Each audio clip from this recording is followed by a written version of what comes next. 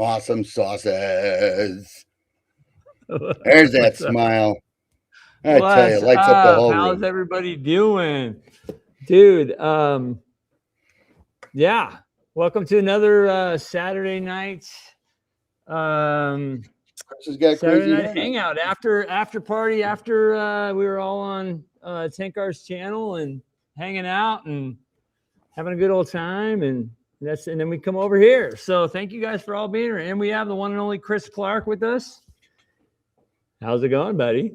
Most people say thank God when you say the only, the one and the only. Porcelain. Is that Nickelback? Yeah, so we're gonna have a couple other people join us tonight, Chris. I haven't even told you. So hopefully we'll get you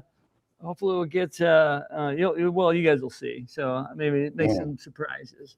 But yeah, so yeah, I was on a 10 minutes before we were gonna go live here. We usually start live after Tenkar wraps up, and he wrapped up around the normal time he does. And we got I'm at the fire station tonight, so that's it just falls under the one of the Saturdays that I'm doing a live stream, and I'm also on at the station here, so right before I kind of was starting set up and all that, we got a medical call, so that's where I went, and that's why we're late. So anyways, hopefully it was uplifting rather than depressing. Oh, it was a very it was a very easy peasy call. Yes, I don't like to always say that. I don't like to say that, but yeah, everybody's okay. One person's going to the hospital and just to get evaluated. Yeah, so, I've been there recently. But anyways, yeah.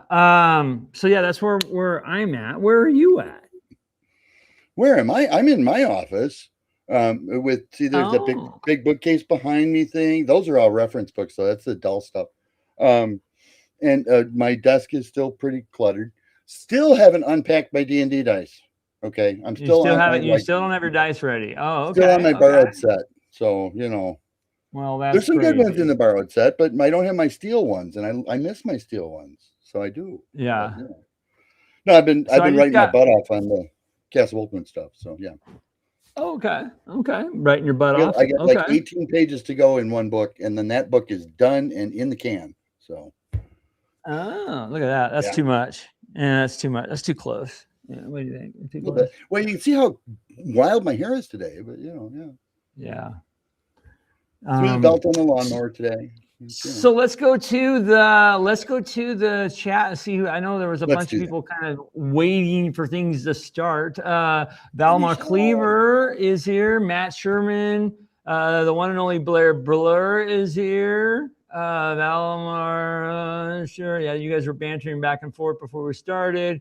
Jimison is here. Let me see. I feel like Romper Room. I love this part. Isn't this the best? And I see Ignatius, the one and only from Fight On Magazine, is here. And there's Freddie and Draggy. Okay. And Draggy and the DM and friends said we're starting in a minute. Fugly is here. What's up, buddy? And let me see. We got. I wanted to bring up that one comment. Let me see. Starting. God, there was a lot of banter back and forth. Sorry, I missed all this. Holy moly, chincholi. Merlin, how you doing?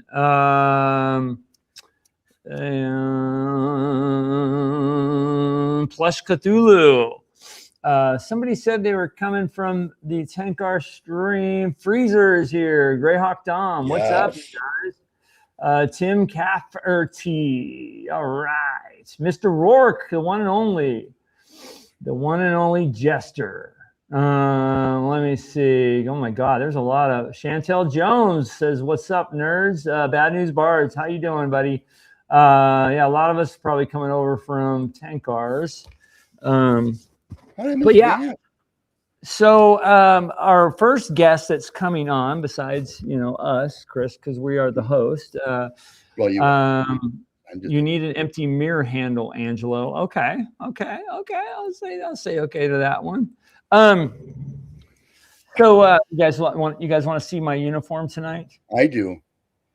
Because you said you were hanging out. I'm wearing a little shorts. bit there, yeah. Holy cow! I am wearing shorts. Pretty warm I'm here. playing We got a lot of smoke too. Fred asked what character I'm playing now, and I think it's a fighter thief. Although I have yet to receive the approval. Yeah, I haven't seen it yet. Yeah, I sent you that one. That's Ray. Yeah, maybe I haven't seen it yet. I haven't looked totally, but yeah. Oh, okay, all right. Valimar is in the house. You are right, Ignatius. Valimar is in the house. I am going to send you, and let me see. Okay, while you're doing that, I wanted to mention to Valimir, the one thing you cannot get at Olive Garden, and this just upsets me, is you can't ask for olives. I mean, why is it Olive Garden if you can't get a plate full of olives? Okay. Really? Watch this. See, watch this. Right over my head. That was cute. Like that. She says, how dare you? I go to the local Olive Garden on Veterans Day. All right. Drake, what's going on? Bad news, Bards. Let me see. Yeah, so one of our guests is running a little late. DM rolls a natural 1 on the reviewing characters. Yeah, I'm slow right now. J Bash, what's up? Welcome and howdy. Yeah, so what's been going on, Chris? What's the haps? Well, I'm doing all of those little offset sections that if you bother to like climb over rubble and stuff, you can get into. Because I wanted there to be a little bit more dangerous exploring in the abandoned Dwarven city that is the Ritual of the Golden Eyes adventure. And that's all that's left, though. But 90% of it is submitted stuff. So it takes a little bit longer to do, Okay. Pretty cool, though. Okay. And then I'm starting on the castle proper, baby. I love it. Holy cow. So I will say that if I get a call, you guys are stuck with Chris, and I will do something like this, and then you're only going to see him. So if we get something, I will go on the call and let you guys know what happened. So Shellback brings up the Japanese restaurants don't do Veterans Days events. Why not? I can think of 2 reasons actually that Japanese wouldn't do Veterans Day events. Well, do you know where Shellback is? Guessing. Do you know where Shellback? Do you know where Shellback is? No, he's in Tokyo. He's in Japan. Okay, I can only think of 2 reasons. Probably where they don't have an Olive Garden. Because maybe Hiroshima is one of them. I'll just say that. Throw that out there. What's up, Agile? How are you doing, dude? Yeah, Il Fortuna is an Italian chain. Yes. I've been to that too. It's good. I'm not a huge fan of their sauce. So me either, actually. Yeah. Il Fortuna, but it's a pretty well-known restaurant chain. Their Alfredo's not terrible. And from an Italian perspective, their tortellini's okay. Careful, you're talking to an Italian who grew up on Italian. I know. Well, I'm telling you, I'm sorry, Mars, a person loves Olive Garden. I'm not crazy about it. I'm just not. It's funny. I love Olive Garden.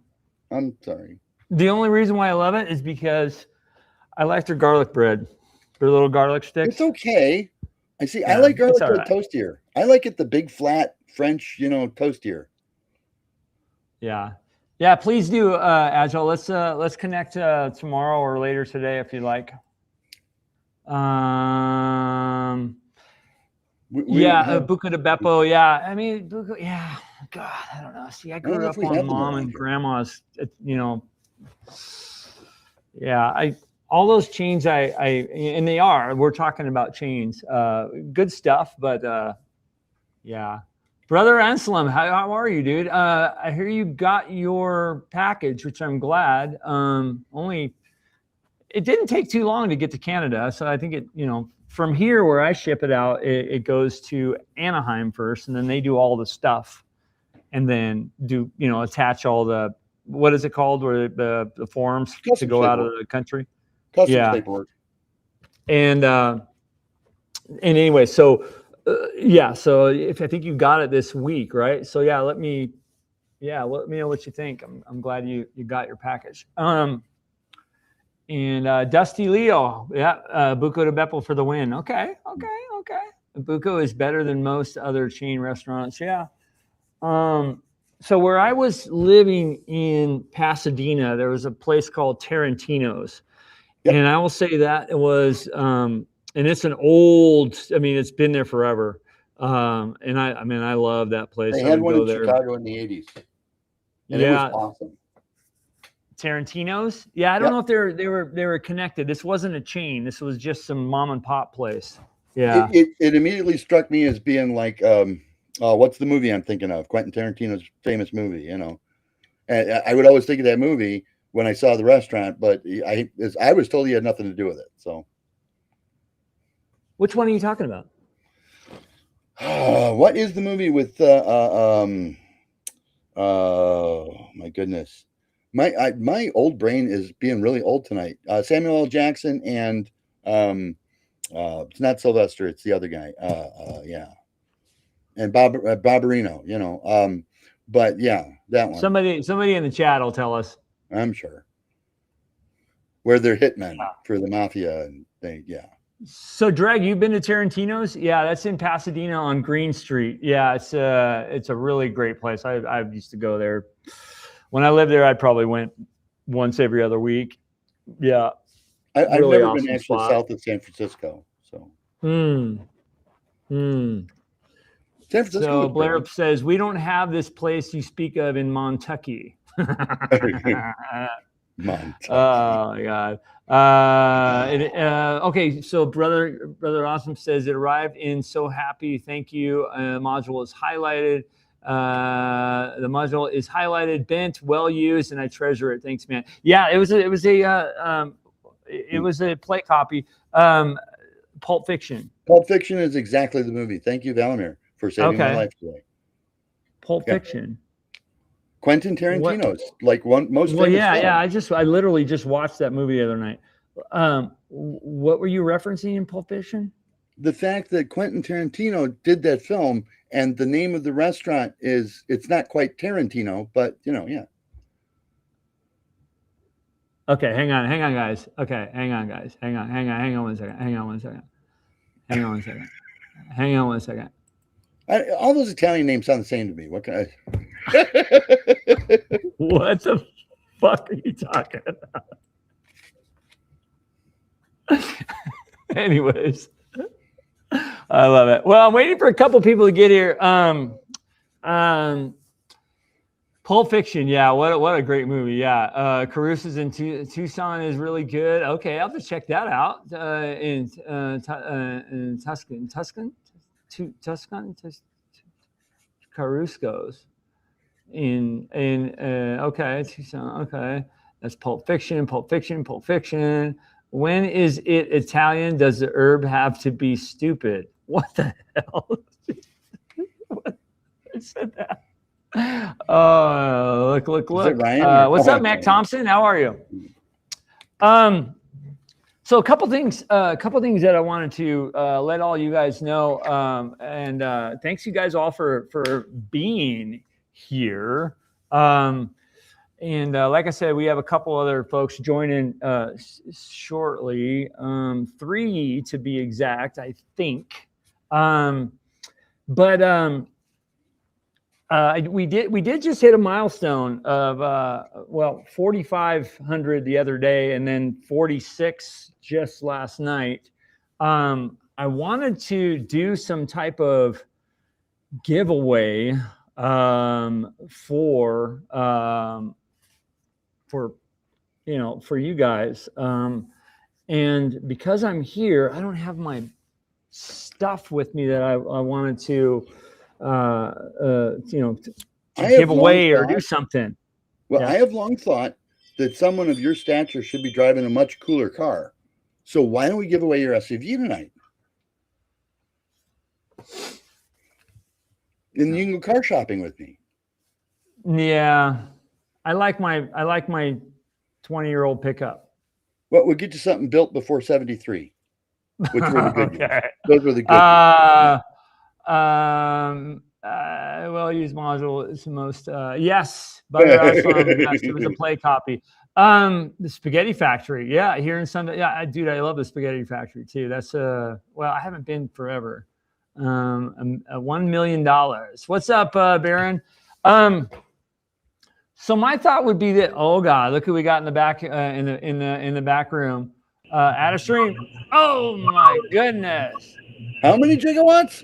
Oh. What's up, buddy? 1.21 gigawatts. Wow. Ronnie, what are you talking about? Oh, what's up, buddy? How you doing? Oh, okay. Let me turn the volume up here. How are you? Whoops. Whoa, what's up? Okay? Yeah, I think you got some background noise. But I do want to let me finish my thought really quick here Go ahead.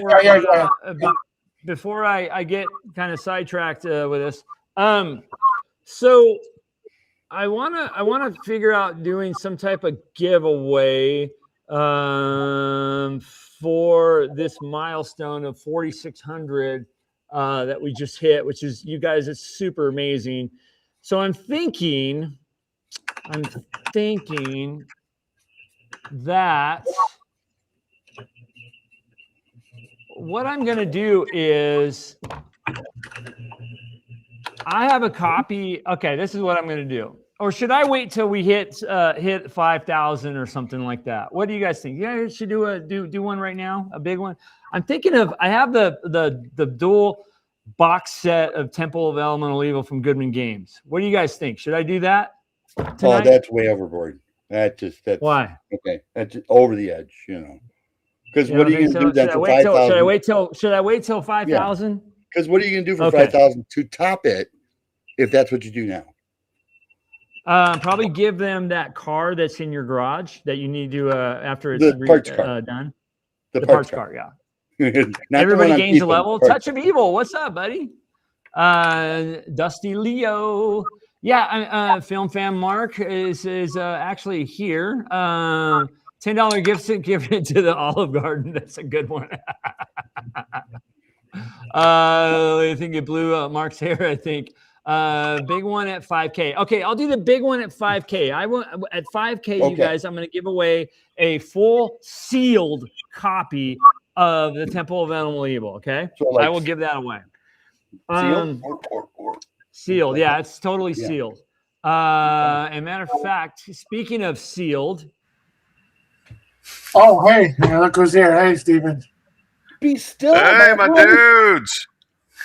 What's up, buddy? No, keep your heart beating, Chris. We have enough heart trauma. That's my Steven. It's okay. Okay, all right, good. Yeah, I can't administer like life-saving procedures virtually, at least not yet. But holy crap, we got Chris Clark himself. We got Mark Taramino and this Angelo guy over here. Over there. Yeah. Hey, I will say, well, you guys, ladies and gentlemen, the one and only Stephen Clements, and also I got to give a fine introduction to this guy in the top corner, Doc Brown, aka Mark Taramino. Hey, how are you? He only refers to you as Doc Brown because he hasn't seen your porno stuff. That's right. One time, a couple of times I was in like a grocery store, and somebody, I think they thought it was Ron Jeremy or something. When I had black hair or something, they're like, "Oh, I love your movie." I was like, "Nobody's even probably seen any of the stuff I did." You know what I mean? Like, anyway, that was when I had black hair. But sorry I couldn't make it sorry I couldn't make it to EGG Con. The doctor had switched, had to change the dates and stuff, and I had to do a test and all this stuff, so I just couldn't make it. But next year I'll be hopefully able to make it. The test, I hope, did not involve a camera. No. Thankfully, thank God. Okay. All right. yeah, no more cameras out there. Yeah, the cameras out there. So how like are I said, guys, like I said, really quick, if I get a call and I have to leave, you guys are on your own. Okay. So just want to let you guys know. Okay. And I'll be on probably for about an hour. Then we'll do something. But yes, thank you. We can handle it. So yeah, as far as let me think in my brain while we let our two new guests over here talk. Let me think in my brain what I want to do for that 4,600 milestone that we just hit. I'm trying to think what other things. So, whoops! I almost knocked my glasses off. See, I do have eyes under these glasses. Yeah. Let me think while we talk to, since Mark joined us first, this guy over here. I'm going to have to figure out my fingering here. I have to figure out my fingering. Does that sound weird? Oh, no.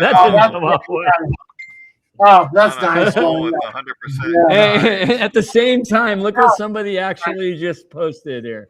At the same time. There we go. Yeah. So, Mark, that's if right, someone walks up to you and says that, I love your movies and they think you're on Jeremy, that means they like seeing you naked and slinging meat. Is that a better compliment? Is that a worse compliment? Is that weird? Yeah, exactly. I guess I'll just take it as a positive. Positive. We'll talk. Let me acknowledge Agile Monk just says, so awesome to see Stephen Clement show up with Mark T and Chris for tonight's live stream, supported by our lovely lady lordship Blair and Angelo. Thank you so much, Agile, for that. It was awesome. Everyone. Thank you, Agile.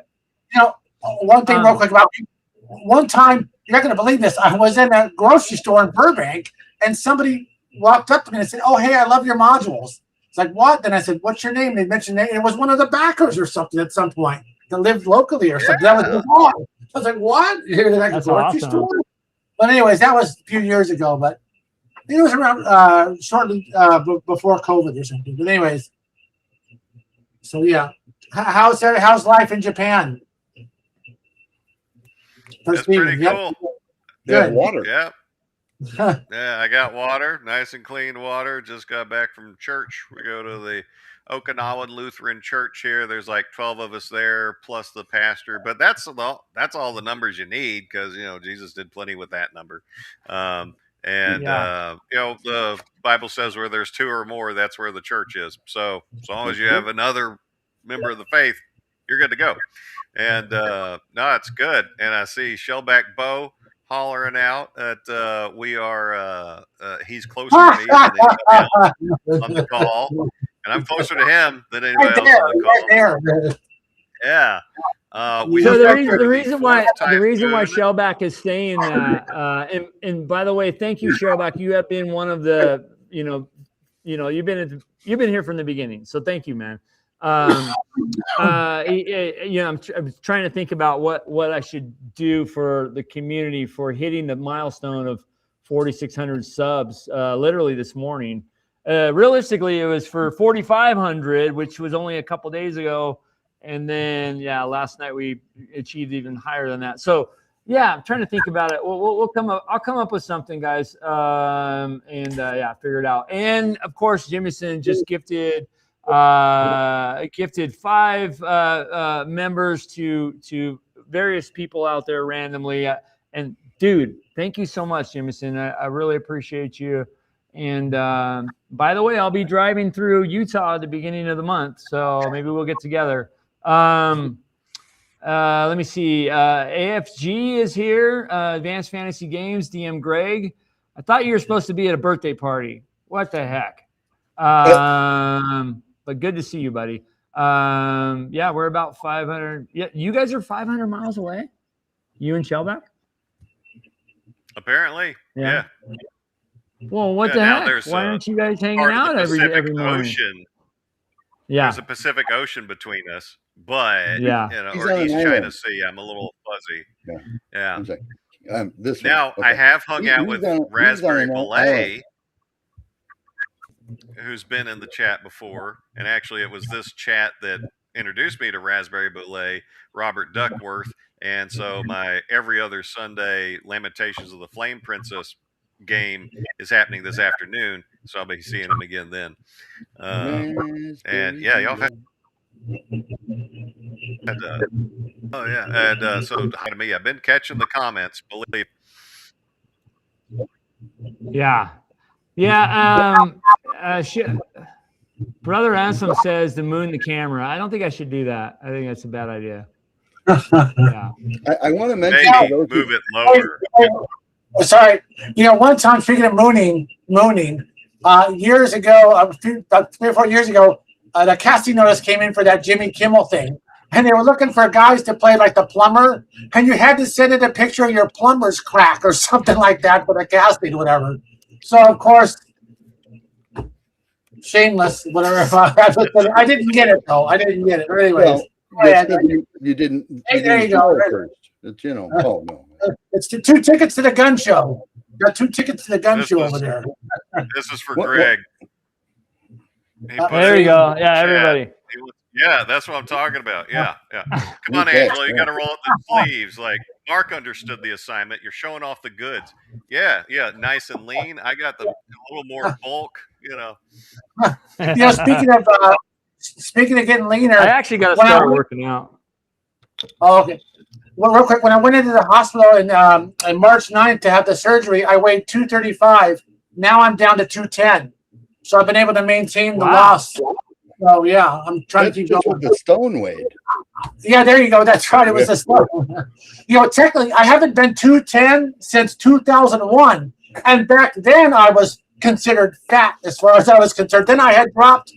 I exercised back then. I dropped down to 170, but then I gained it back after a year. But anyways, I digress. Now, for those people who don't know, and this is very cool, so I want to get this in here. Steven isn't just in Japan. He's in Japan on an island with a castle. Oh, wow. Yes. Yeah. Like the most famous Japanese castle ever. Oh, okay. What's the castle? Okay, Steven, this is your cue. All right, so the one that got burned down is Shuri Castle, and it's about to reopen, I think, next year. It burns down a lot. Japanese castles actually burn down a lot, and so it's when it opens back up, I'm going to go see it and probably post some pictures for people to see on YouTube or Facebook. When you go through, don't smoke. Well, I won't start that day. How about that? Okay, all right. Yeah. But my place in Japan, it overlooks the Pacific Ocean right here. My house has a name. It's the Ocean View House. Like certain houses get a name. I don't know what the rhyme or reason is, but it is what it is. So I have a special house. And it's a rental. What the hell? Well, the Japanese oceans are very clean by compared to ours because they don't allow any whale poo in them. Well, they take it personally and they go kill the whales in retaliation. Yeah. And killing whales is bad because whales are the lawful good creatures of the sea. But if you want to kill dolphins or killer whales, they're the chaotic evil creatures of the sea.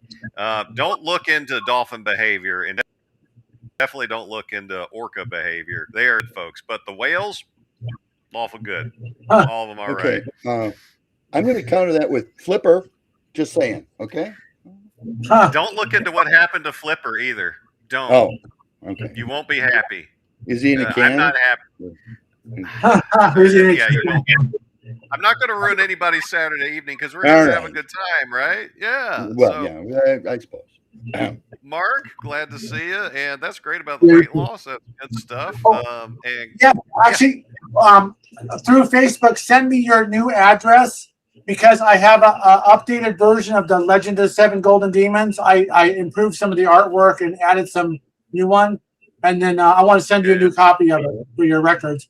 And as a counterpart to that, I want to send you the new. This one, it's I just released it. It's called Fast Eddie in the Palace of Paradise.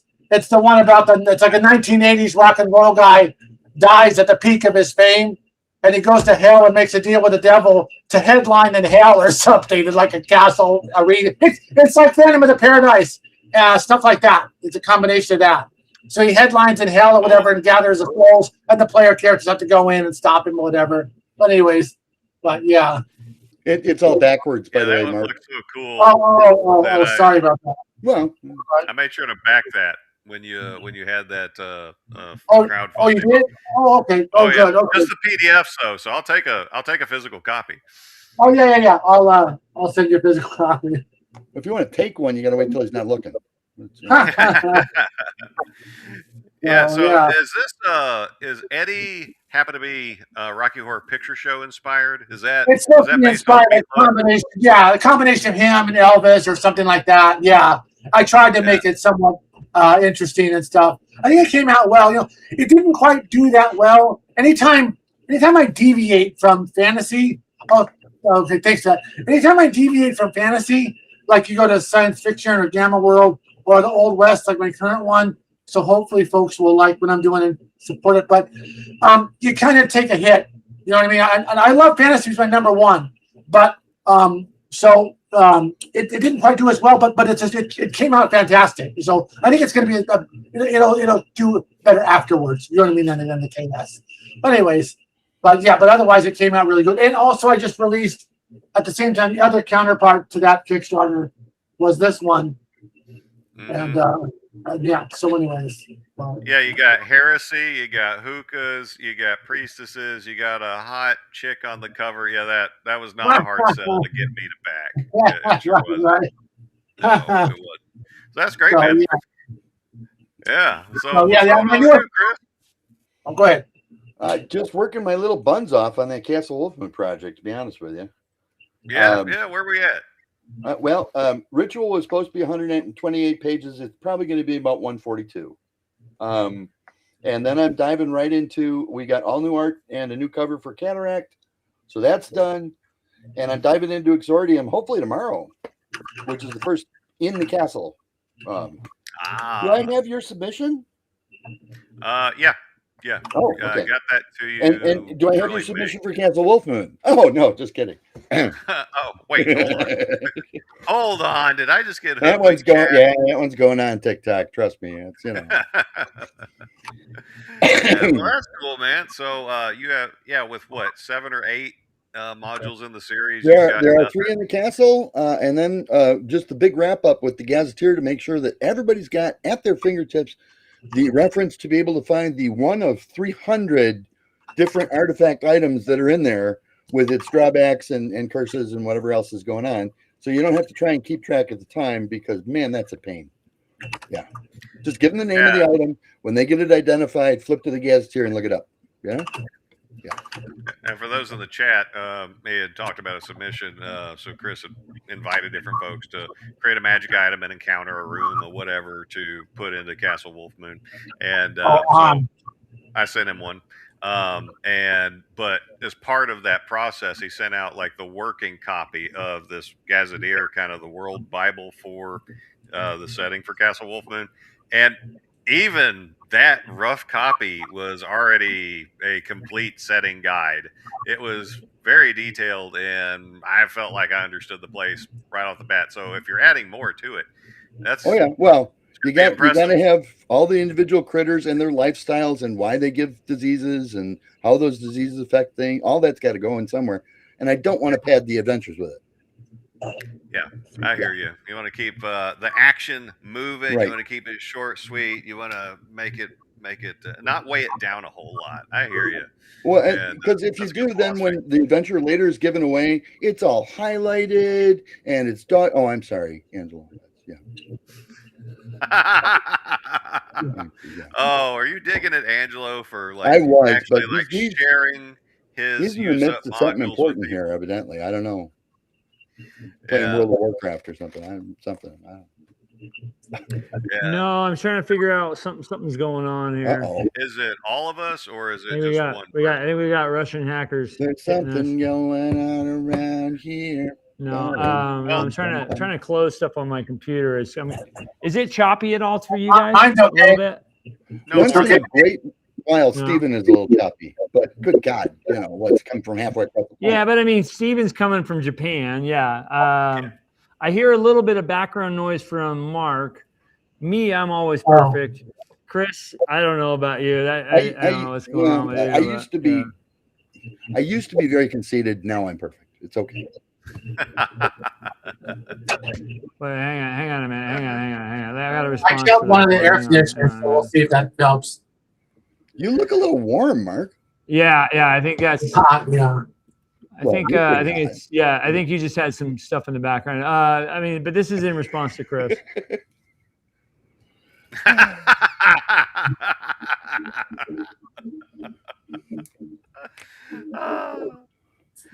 Yeah.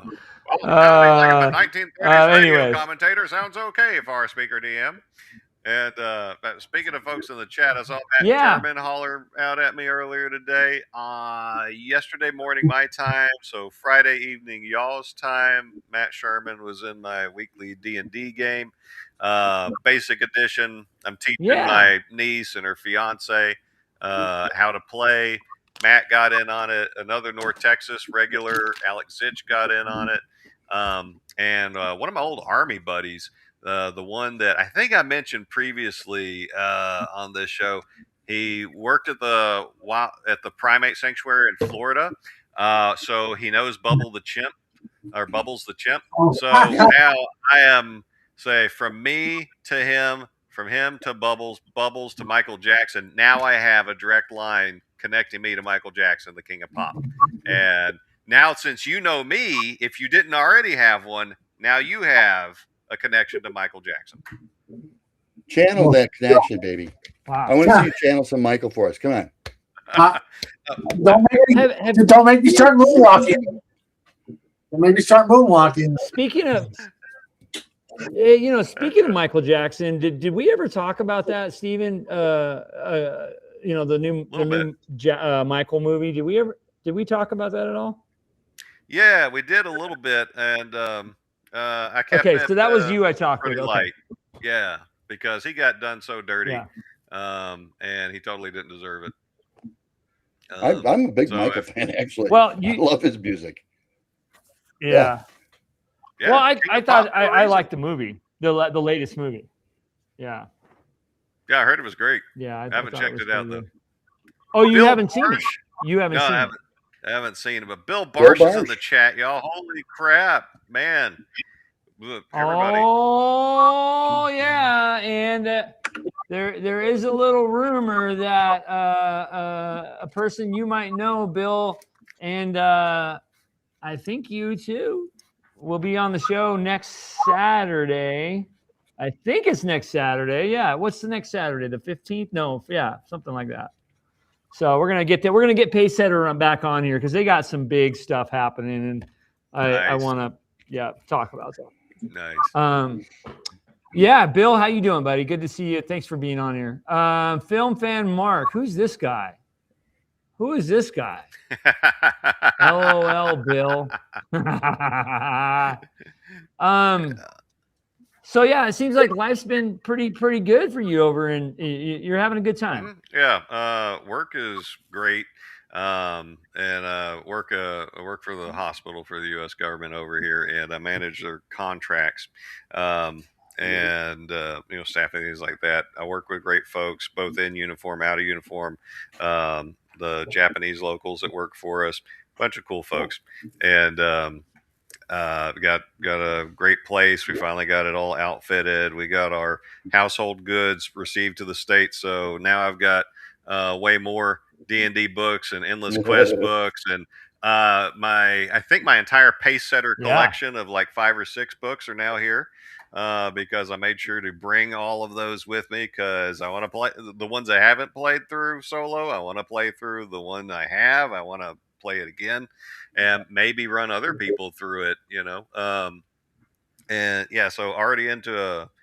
gaming wise, I'm still at it. Got the every other Sunday Lamentations game, with run by 3 Castles Award winning game designer Alex Hobson from North Texas, because he won this past year.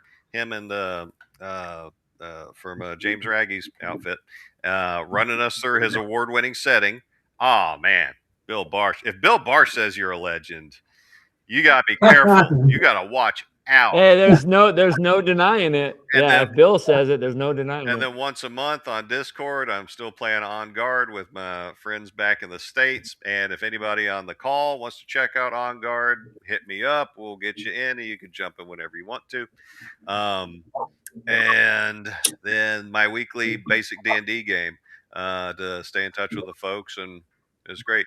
Ijima-san, I am a core right now, although I'm as certified as you can be as a contracting officer. I used to teach hundreds of people across 2 different agencies how to write contracts properly. So this is kind of a cakewalk gig for me. But the price is right, and now I get to explore East Asia on Uncle Sam's dime. It's not bad. We got good movie theaters. Food's great. And the booze is pretty interesting. So since I found it so interesting, I started making little booze reviews videos called Japan Drinks. Series just started. And got a bunch of while I was locked in from the typhoon, I recorded like 5 episodes, and with me and the typhoon going on outside. Now we're having a good time, man. It's good stuff. What did you do with the dark circles? The dark circles. You used to have those dark circles under your eyes. What'd you do with them? Probably the sun burning me. Might be that. No, you look like you're having a much better time, actually. I am. Yeah, I am. Yeah, that was my way of saying that without wanting to sound maudlin. So it was my way of saying something without saying it. So now that I've said it that way, I'm going to explain it so I do get to say what it was. Exactly, because I don't have a whiteboard here. Okay, so it's No, it's good though. Appreciate you asking. And I was gonna say I'm really glad that you found your people there. You know what I mean? Like you found your gaming face to face. You know what I mean? I think that was one of the first things, because you and I, when you kind of got over there, you were talking, you were giving me updates, and I'm really glad that you went to a gaming store, you hooked up with some people, and besides what you're doing online too. But sounds like things are really, I see what you post on Facebook too. You guys are getting out and doing some stuff, and your dog's having a great time on the beach. And by the way, guys, go and check out Stephen Clement's YouTube channel. He's he posts some of his shorts involve his dog on the beach. And you're also putting out a lot of the you continue what you're doing as far as your reads and stuff like that. Give a little highlight of that for those people that don't know about Stephen Clements. Go ahead. We got 37 people on right now. Holy crap! Wow. Yeah, it's a GS. This is an 11, and I've been as high as a 13 agile.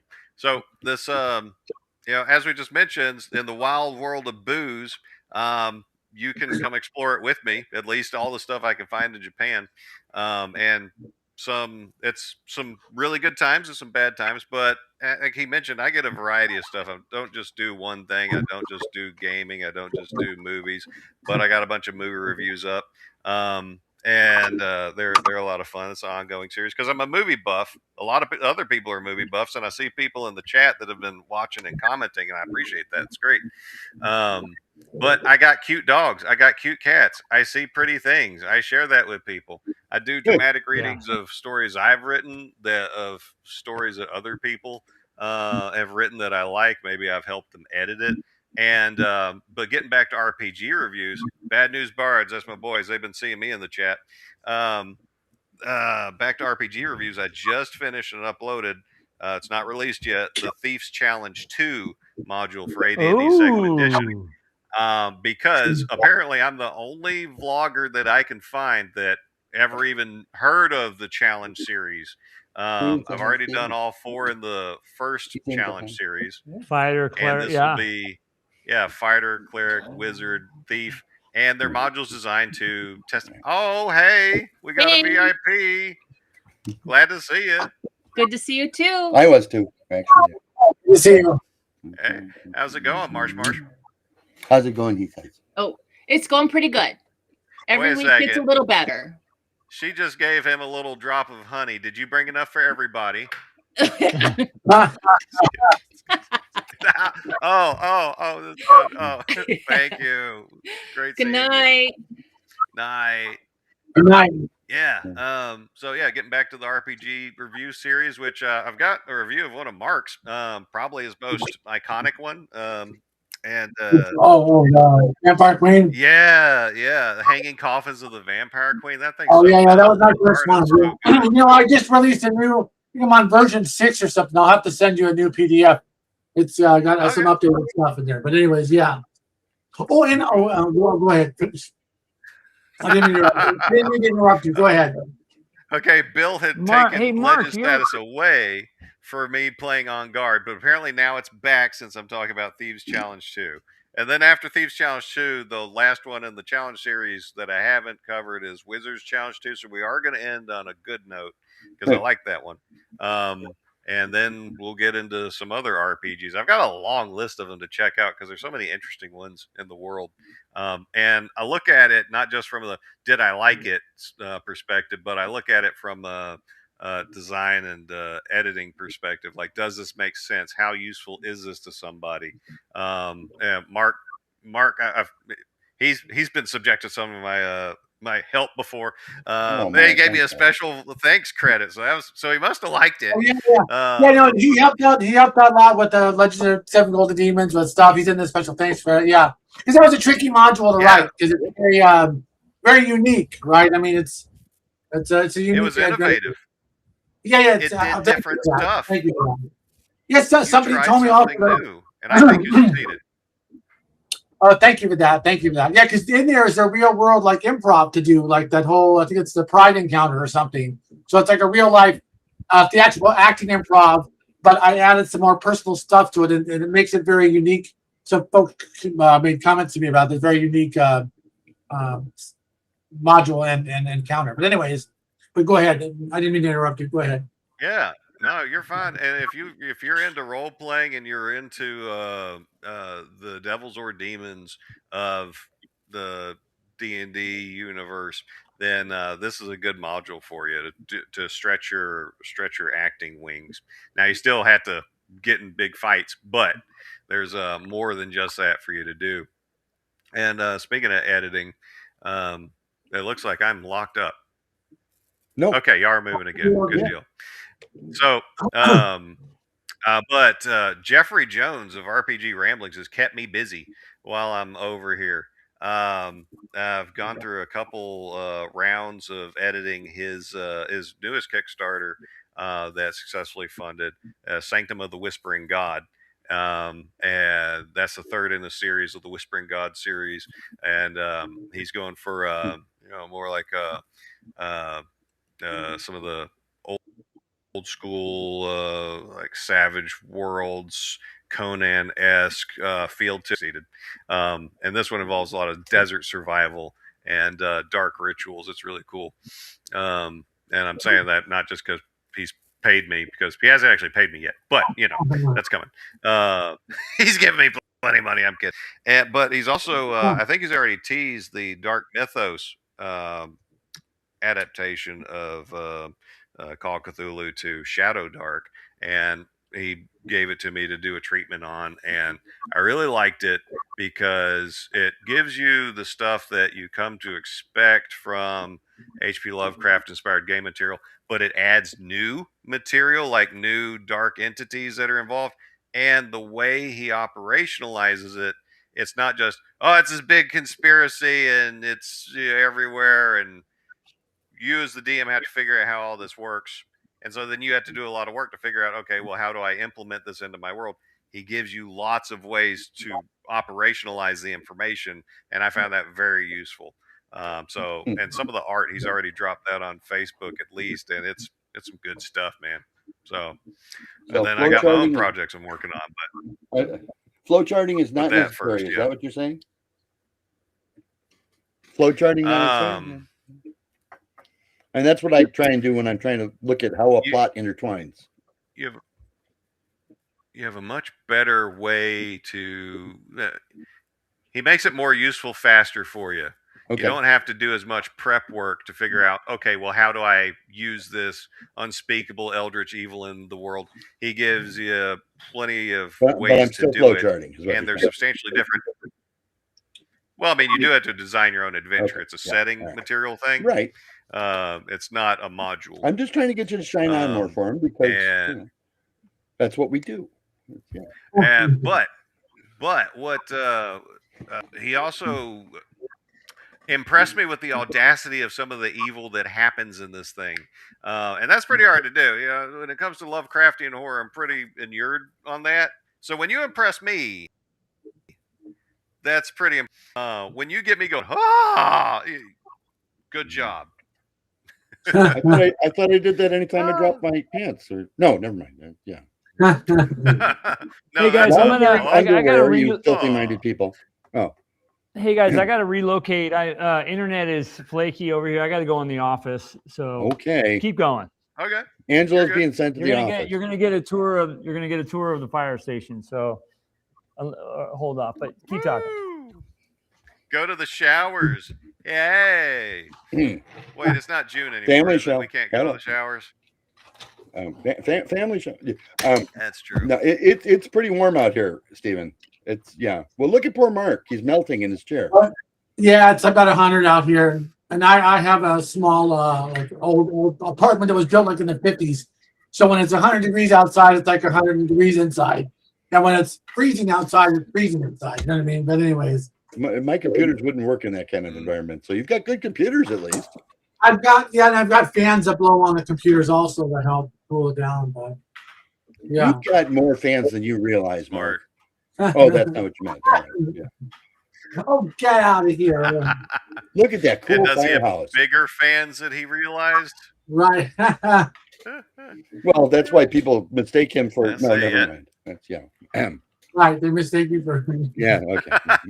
Mister. I need to let that just sit out there pregnantly, but yeah. Right. Okay. Now, when they recognize you, is it because they were looking up or they were looking down? Never mind. Yeah, don't make the man tell you all of his secrets. Oh. Am I part of the DCMA? No, I am not. The Defense Contract Management Administration is a different part of the Department of War than I am in. It is a more centralized office specific to a facility at this point. But in previous positions, I've had regional positions like for like New England and like a third of the United States, and then national. So this is a much cushier, lower responsibility gig, and it's pretty nice. Oh, we got a super chat from Blair. Oh man, she's going to Olive Garden. Sneak some breadsticks out for us, okay? Yeah, we were talking about that earlier. So, yeah. Well, thank you, Blair, and have a great time. And yeah, get us some garlic sticks. Yeah. No one, how you like doing? that. Good to see you, man. Mark's, by the way, is like a GS 14, I think. But that's because you're the one who actually writes the test these days. So Cool. That's pretty nice, especially if you can be non-supervisory. Hey, what's up, Zane? Yeah. So yeah, sounds like things are going pretty well for you over there, Mr. Stephen Clements. You got work. You got new stuff going on. Seems like work's going well. You got projects, editing projects like you. You froze, but we can hear you just fine. Yeah.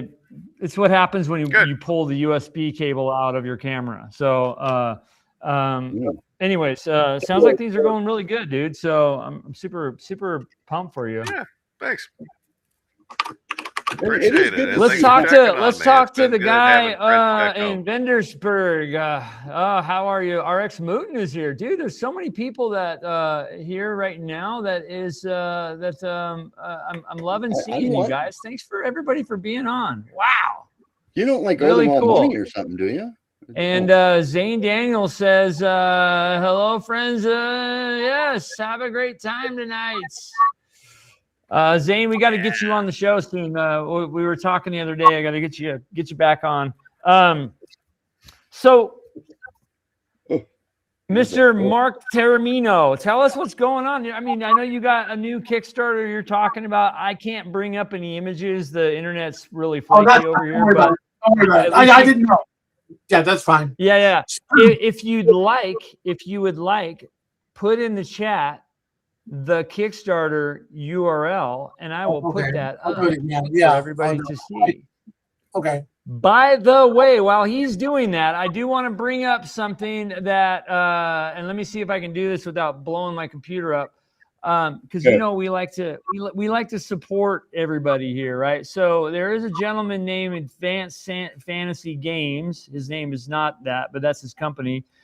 He's got in a couple weeks. I want all you guys to go to his new Kickstarter and sign up for it to get notified when it comes out. That's DM Greg, who's at a birthday party right now, who I'm very disappointed that he's not here, but he has to do family things. Yeah, family before the hangout. I mean, come on, where are the man's priorities? I know exactly. How dare he do that? Go on there, you guys, and check out his thing. Hey, just go and get notified. Doesn't mean you got to back it. It doesn't mean you got to back it. Just get notified. All right. And the other thing too, Greg's cool and all, but if he really wanted to make this birthday special, he would have invited him on the show. Ladies and gentlemen, Stephen Clements. Tell me I'm wrong. They're not having a better time than us. Or the folks in the chat. Sure aren't. DM Greg. I appreciate you keeping it for us, Greg. The other thing, you guys, I want to bring up Fugly's his comic book, his coloring book that he did, and he's got a bunch of us from the community in there. So this is his Fugly's coloring book that is up on this site. The name of it is, I believe it's the Tavern Rogues. And you know, there's a lot of people on there that we know. It's pretty, and somehow, some freaking crazy, I made it in it too. So, and I got to bring it up, the image sometime. It's pretty awesome. Yeah. So I visited anyway, the link on one of your recent live streams. I clicked the link and went to the website, and it's a bunch of cool stuff. He's got a bunch of stuff on his website, not just that one piece.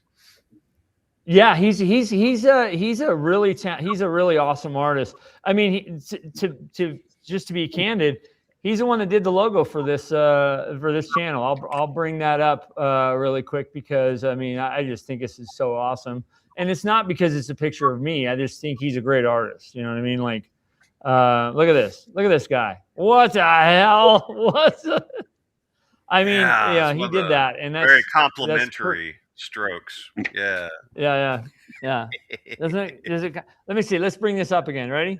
Here, let's bring this up. You have hat hair, though. Hey. Look at that. It looks like it. Is that? Yeah. It looks like it. What you need to do is you need to get the actual costume and wear it. You need to get the actual cloak and all that stuff and wear it. Wait a second. Why does the drawing have a beard, but I don't remember seeing you with a beard? Well, I shaved. I did. Yeah. Shave. Why do you shave? Well, it's things you got to do. Yeah. You like fashionable stubble? Is that what it is? Nobody likes to commit to a full beard. I mean, I like the Don Johnson look. You know what I mean? Like. Then why did he make you look like Alan Alda?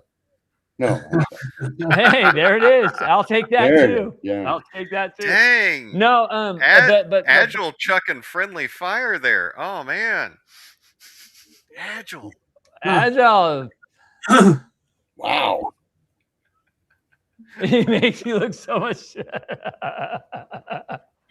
Well, I mean, part of if we do get a fire, and I can't wear a beard with a mask, with the they won't see it. SCBA mask. So gotcha. I mean, I've done it before. You know, Valamir, I see what you're saying. Valamir with the good take right there. Yep, Leonard Maltin. Yeah, I mean, there's worse people to be compared to. I mean, there's better, but there's worse too. Yeah. No, I get it. I'm just giving him crap. Yeah. So, Mark, how's the acting gigs going? A bunch of casting calls. You got a couple extra ones. I just had some excuse me. I had some auditions a few weeks ago, but I got callbacks for them also, but I didn't end up landing them. But that's okay. There'll be something else coming up in the future. I also just recently did some voiceover auditions for some kind of stuff, so we'll see. But otherwise, the biggest thing right now is I just launched the new Kickstarter for the Abraham Lincoln thing. I don't know if you saw it or not. It's called Abraham Lincoln versus the Star Spawn, and it's basically like a special edition module for the America 250 celebration and all that stuff. So basically, in my Star Spawn module, which by the way has also been updated to like a version 2. Oh, here we go. We got the Star Spawn. We got the Star Spawn right there. Star Spawn, I hope you like my work for you, Star Spawn. I hope you. But I just updated Star Spawn module 2, the original one with new artwork and stuff. But anyways, in there, in that first module back in 2014, it mentions that he went to the Old West at some point. So I always want to do something like that, even though whenever I deviate from fantasy on Kickstarter, they just don't do quite as well. So I'm hoping that folks will like the thing and take a look at the Kickstarter. But when it's straight up fantasy, they always do really. Anyways, so I wanted to do a module for America 250 that pinpointed that kind of thing that he did in the Old West. So I came up with this idea like, oh, he came in looking for the gold for the Old West. But the reason is because, real quick, he was looking for precious. The Star Spawn was on his spaceship, the Venture, the USS Venture, which is like a Reliant type ship, and he's looking around for precious minerals like gold, and he picks up an Anunnaki Class B freighter on its way to Earth for the gold. So he comes aboard and slaughters everyone and takes them all prisoner, takes the manifest. Oh, Earth. 1860s or whatever. I guess that's where we got to go. And he goes over there and has them all become mining slaves. And then what happens is he opens a portal to the fantasy world because I had to figure out a way to get the player characters in there. And I hope Chris approves of this. But he'll open a portal and then he needs more monsters and crew to come in and be his bosses. So when the portal opens, the monsters come in from the fantasy world. The player characters come in chasing the monsters, get to the Old West, and then they arrive there, and Lincoln and the Star Spawn are about to shove off on a fist fight. I don't know if people knew this or not. You guys probably did because you're all smarter than me. But I didn't know this. But Abraham Lincoln was a wrestler or something like that when he was young. I didn't know that. But I had him do like boxing. So when they show up, he's there with Star Spawn. He cracks the Star Spawn across the jaw. Star Spawn goes away. He says, "I'll get you, meddling kids." And then you got to go get him. And you meet up with the other characters from the story, like Chocolate Thunder's back, the Kimberly Jackson character, and also the Otto the Viking character. They're now on the Old West doing stuff or whatever. So anyways, it's a fun kind of science fiction, fantasy, Western style adventure. And I'm doing the Kickstarter for it right now, along with this one, the Goblin with the Glass Swords. And this one's already done, just ready to reprint version 2. And then the Old West one, actually, I just finished the layout tonight, and the map, so it's totally ready to go. So when the Kickstarter ends, we're going to go right into the surveys, and it's going to go right into printing as soon as the funds arrive around early September or something like that. So it's already ready to go. And like I said, this one's part of it. You can also get this one with the Kickstarter as well, the Goblin with a Glass Sword, and this one is a one. Mark. Let me go back to the chat really quick. I don't want to lose this. Yeah. 1 second, all right. I do want to say, Shellback, yes, he was talking about the SCBAs. Let me see, Zane. We know it's Agile. Yes, you guys know what I meant. Advanced Fantasy Games. Thank you so much. You just gifted 5 memberships. Before before I lose it, I just want to make sure I say thank you, DM Greg, for that. So 5 of you guys that are out there got a free membership for a month. Check it out. Check out the membership. And you guys, I don't plug this a lot, but if you really do want to support what we do here on the channel, which is, just the gaming community. And then I get into D&D Raw, AD&D Raw, the only and the best version of D&D, AD&D, Advanced Dungeons and freaking Dragons Raw. If you want to hear about it, come here. But I want to say, if you would like to support the channel, become a member. Consider becoming a member for as little as, I don't know, what is it, $1.99 a month, and all proceeds go back into paying people like this to come on, and these famous people. Yeah, obviously we don't do that, but you're getting paid. No. Yeah, Craig. Yeah. So, but thank you guys so much. I really appreciate it. The support means so much to me, you guys. It really does. It touches my heart. So let me go. Bad news bars. Let me see. Who do we got? Man, we got a lot of new people on here, which is really awesome. Somebody named Brawny Vomit from Twitch. Welcome. Let me see. Did I miss some? Yeah, no Castles and Crusades here. No. Advanced Dungeons and Dragons is the best version of Dungeons and Dragons. I've enjoyed playing CNC with Prove me wrong. Remember those memes where the guy's sitting at the table and says, "Prove me wrong." I'll do that all day long. He's dead now. Yeah. Steven Crowder's alive. What are you talking about? Steven Crowder's alive. I'm sorry. There was somebody else who used to do that, as you'll remember. Oh, yeah. Got shot in Utah. CNC, Castles and Crusades, that had the most elegant, easy to understand encumbrance system I've ever seen. No, the easiest encumbrance system is Advanced. So that you feel better about CNC, though, Angelo? It's just first edition advanced as seen through the eyepiece of third edition. That's all it is. Which sounds absolutely horrible to me. All right. It works. I played. It works. Let me tell you this. Let me tell you this. I played a lot of CNC, and I get it. There's good and bad and everything, but I'll tell you what. I will die on that hill. And you will, boy. Sunday night in this cage. Yeah. No, graphics. Hey, look who's in the house. Greyhawk Grognard is here. What's up, brother? Right. Valmar Cleary. GRAFFFX2E is the best E? No. How freaking dare you? It's the awesomeness that Gary gave you as better structured by Zeb Cook. What's not to like? Yeah. Oh. Greyhawk Grogner says it sounds like you're on another continent. What's wrong with you? You actually are. Maybe. Yeah. Okay, here we go. Now we're going to start getting into the edition. Oh God, Dreg. Yes, AD&D 1 is the best. But even it was the only. Oh my God. Okay. Yeah. Encumbrance is, dude. Encumbrance is so easy in first edition. I don't know why people get all weirded out about it. That's why a lot of people skip it, because it's too complicated. There's too much math. Too many steps. It is. Okay. Now, if you can pay attention, all right, you're out of here. All right, you're fired. Good to go. You didn't hire me for anything. I'm still waiting on your manuscript. Your module that you say you want me to edit. I haven't seen it yet because you're all busy live streaming and not writing. Okay. See, you need to live stream your writing. And getting it's not a priority. It's not a priority for me. It really isn't.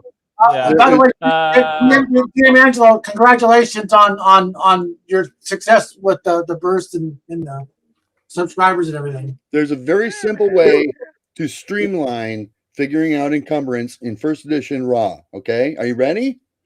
When you get your equipment sheet all done, it's called math. It's you called highlight math. it. You copy it, you paste it into Chat GPT and say, what would my encumbrance be if this were my equipment in first edition D&D? And in 15 seconds, you got it. Chat GPT. Why don't I just have it play I've actually never done that, but that is kind of interesting, Chris. That really sorry, one thing on that. You know what? I realized once, I said, hey, what would happen if I uploaded one of my modules to like the chat AI and my 64-page thing of character sheets, and I told it, hey, play this adventure, pick as many characters as you need from the thing, and tell me what the outcome is. And then it goes, okay, bro. And it goes, okay. So then it comes back and says, okay, so this and this happened, blah, blah, blah, so-and-so died. I was like, wow. So I didn't even conceptualize that people could even do something like that with it. You can literally upload any adventure, whatever. I was just joking around with mine. Mark, you realize that you've added your copy of your adventure to the database of Microsoft. Oh, God. Yeah. Oh, no. Yeah, it's now in their database. So they'll claim that they wrote it if it ever makes real money. Or, I was just one, and I forget which one it was, but yeah. When Netflix calls wanting to make a series out of your story, they'll jump in and claim the rights to it. You watch. Yeah. I would never use my calculating machine for anything but calculating. Starring Ron. That's what a computer is. With white hair. Well. Vandersburg. How do you say your name? Let me see. Vendel. Vendel. Yeah. Well, anyways, welcome. I've never seen you on here, so thank you for being here. Dusty Leo. Grok is pretty good at D&D. Interesting. Yeah. I've never. Dude, I think that's kind of interesting. You upload something and tell it to run and give me the outcome. That would be funny. That'd be kind of... I didn't know. I didn't even think you could do that. That's why I tested. I said maybe I can do that because then it would help speed up kind of testing for me. You know what I mean? To see what's whatever's too immediately, like what's too strong, what's you know what I mean. But yeah, try it. Put in Tomb of Horrors or something. You know what I mean? But give it some pre-generated or you could just probably tell it just generate characters probably on its own, obviously. But in my case, I uploaded my pre-gens PDF, which people get was part of the Kickstarter stuff as well. But anyway, it was crazy. Try it.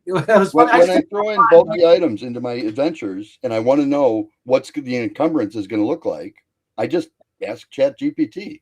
These are the dimensions. This is what it weighs. What do you think this would come out to in first edition for a gold piece weight encumbrance? And it gives me answers back and reasons why, which is nice. In fact, I mean, for those naysayers about Chat GPT and all the AI stuff, I mean, it's another tool. It's like if you think about it, it's like I'm not defending or saying anything, but I mean, it's just the way the world's going. It's a tool. It's just Word back in. It's like Microsoft Word back in whatever. Now we're not using typewriters anymore. We're using things with with spell check on them now. You know what I mean? It's the evolution of everything. Mark's really weird. You better follow him. Yes, real quick. Speaking of that, how things get invented, that like the printing press and all that stuff, that people get in an uproar. Speaking of that, I asked the AI once. I said, "Hey, AI, I said, well, we don't have recorded history. I said, when the wheel was invented in the Stone Age, what do you think the caveman thought of suddenly the wheel being invented?" And it came back and said something to the effect of, well, we don't have accurate records, but most likely here's what happened. And it said before a wheel, you had to have 10 guys like pulling the sled to carry the dead mammoth, and they don't get a piece of the food.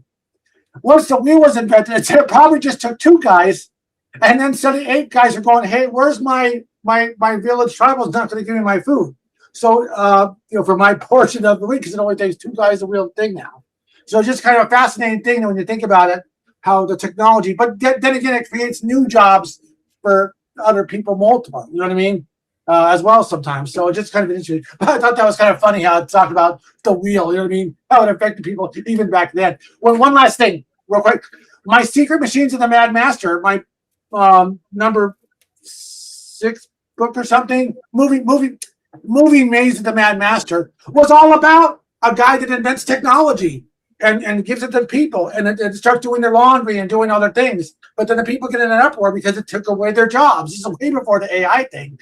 and then they run him out of town or whatever. Then he builds his castle. Anyways, but I already touched on that subject, ironically, back in like 2017 or something when I wrote when Alan wrote it, but I wrote the concept of it, the story, a movie Amazing the Mad Master. It's all about that, but that was before AI existed. It's kind of ironic. I believe the Grognard nailed it there. So, yeah, using it for calculations. I mean, it's a fancy calculator. What do you do with a fancy calculator? Calculations, you know. Sure. But yeah, using it obviously for create. I mean, you know, a creator using it for creation. Yeah, I mean, it doesn't really create. That's the problem with using it for creation. Well, you know what I'm saying, like, you know, hey, give me an idea for a story with my cat, and you know, blah blah blah, you know, and then publishing something like that. Obviously, that's fraud. You know what I mean? I know it's fraud because I know they do it. It's done, but you're not going to get an original cat story. You're going to get a really popular version of what everybody expects a cat story to be. Well, that's what I'm saying. And that story will be cats working at McDonald's at a register with humans going crazy all the time, right? Yeah, well, the weird thing is it won't cause anybody to have an original thought, no matter how well the AI does. It will never cause somebody to have an original thought. And you kind of hope that if you write something, it causes some original thought. You hope. Yeah. I'm getting in the camp with the Luddites in the so chat. I must be doing okay. And you know, don't make a tool smart enough to replace you, because it will. And so yeah, if you're using it, fine. But when it starts using you and everybody else's stuff and stealing everything, and it's obvious that they're doing it, it's like in the public, and destroying as many books as they can get their hands on, so they can rewrite the past, and so they can say that the reality is what we say it is. Yeah. So if you want to make yourself obsolete, go for it. Encourage this kind of thing. If you don't want to, oppose every data center you could find, because that's not what runs the internet. That's what's going to run the panopticon surveillance state that will be used to run you until they decide to liquidate you. Just listen to the people who are pushing it, and you'll see I'm not making any of that up, because they are not on our side. Don't say liquidate that way, because now I have to go. You know, I'm an old man. Okay? Liquidate or terminate. Like, terminate. He did it again. I'll be right back.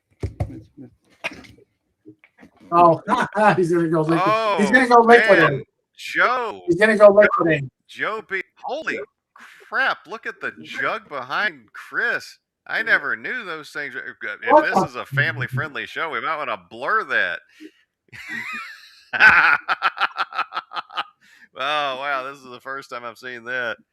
Yeah. Well, Joe. You'll have to tell me who your barber is, so I know where to get my next haircut. Love you, brother. And being 45 will do that to you more than anything else. And speaking of brothers, I found that the island is lousy with us, so you'd be in good company if you ever come visit. And wow. Yep, that's pretty right on, Joe. How do you sedate the people that are inconvenient to your plans until they all die off, or it's too late for them to fight back for what you're trying to do? We've been warned. But yeah, graphics FX. I've agreed with a bunch of what you've had to say about that. Advanced fancy. No, it was Agile. I think was popping out the anti-AI stuff too, and Bad News Bards. Yeah, I'm in y'all's camp. Tennessee, yeah, that's what I'm talking about. There's still some piss and vinegar up in the hollers up there, and I like it. Did y'all know that the WWE wrestler Kane is mayor of, was it Knox County or is it Knoxville in Tennessee? And he's actually a good mayor too. I think he's technically a Republican. He's more libertarian minded. But very intelligent dude and knows how to put on a show. I got to meet him in person one time at a political event, and yeah, he just towers over me. And I'm not a short guy. Yeah, Angelo, it's what it is what it is. But and Joe, in the Thieves Challenge 2 review, I do name drop you as one of the people I've worked with. So there's a plug of the last module that you dropped out there in there for Dungeon of the Mad Archmage. No, we're not zooming in on Chris. We're done zooming in on Chris. We're not doing it. Yeah, I think we're done. I think we're done with Chris. Yeah. Oh man, well, why didn't he just grab the piss bottle under his desk like you tell all your guests to have? I mean, I got like a several jug one down here. If it wasn't already so full, I would lift it up. It's kind of heavy.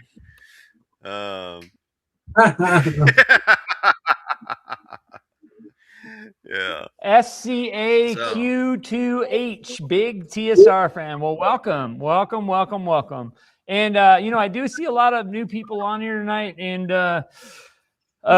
thanks for trying out this live stream. And look for me during, hit the subscribe button if you want to hear more about old school gaming, especially first edition Dungeons and Dragons.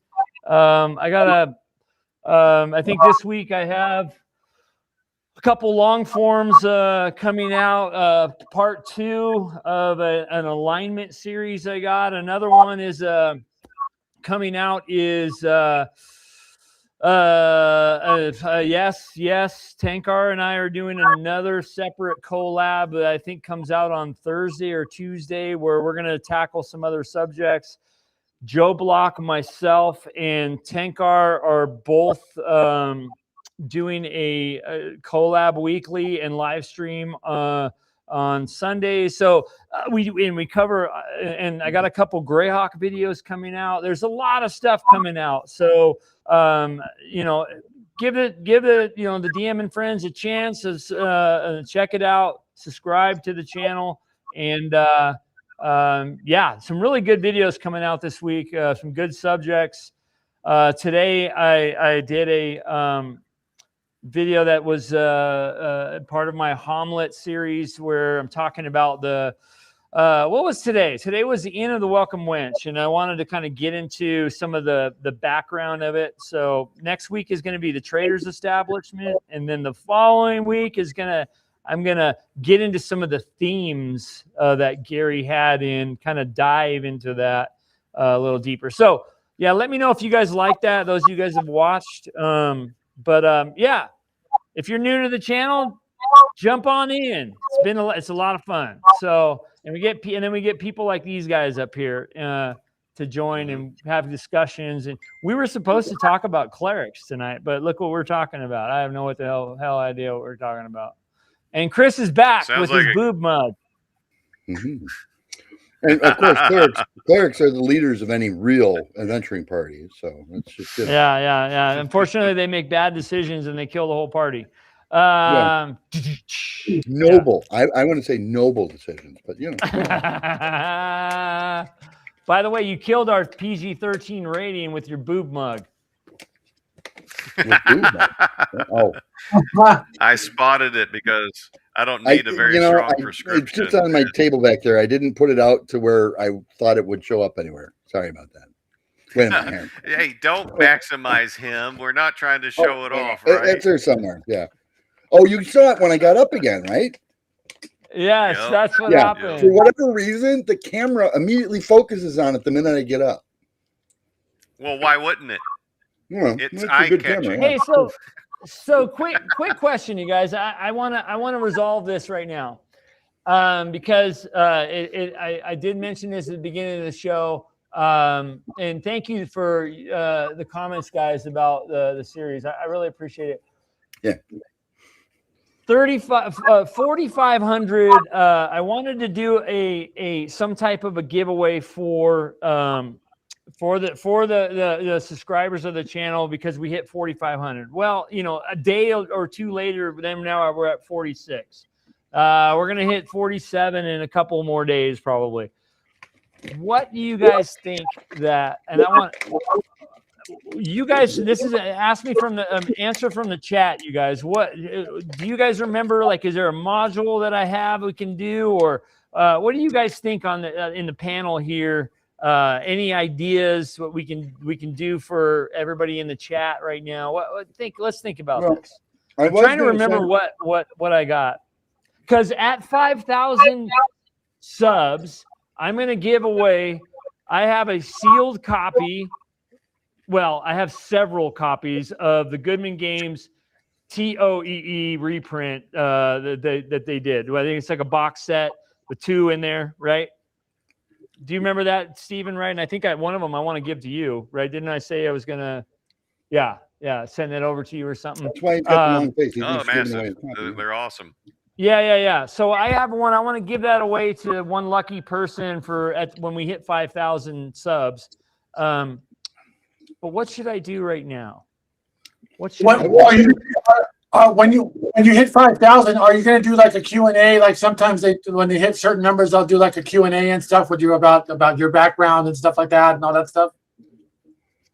Yeah. We'll ask a question in the audience here, like a trivia question, and then okay, something like that. Or I could do a random roll, but I mean, we're still ways out. It's it's at the rate it's going. It's literally going to be at the rate it's going. Hang on a second. Let me do something real quick. At the rate we're going, we're probably going to hit that pretty soon. So we'll do that. Temple of Elemental Evil. Goodman Games, I think, was the one that did that, right? Yeah, Goodman Games, right? Yeah.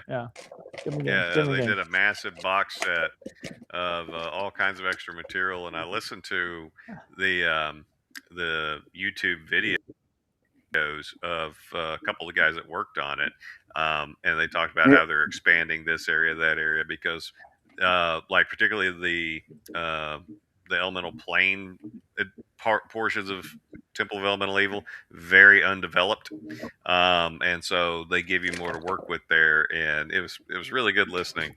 Talking TSR, if you look it up on YouTube, you should be able to find Talking TSR with a couple of the Goodman Games guys. Yeah. Has the book been Angelo? Yeah. Actually, yeah. So that's a funny question. This particular one that I'll give away is literally sealed, and it's been sitting on my shelf with 3 or 4 other copies of the same thing. For some reason, I bought a whole bunch of them. Sealed. Yeah. So this one's but mint. Is it original seal or is it resealed? Yeah, I've never resealed anything. Yeah, I've never resealed anything, so I don't know with that. Yeah. Gotcha. I've purchased things that have been resealed. You know what which I found out later. Make sure to give out something that people there's no way they have it yet. Yeah. A headshot of you signed. Mark can tell you exactly how to get the right headshot because that's in his forte. And then you can be like, love Angelo. Yeah.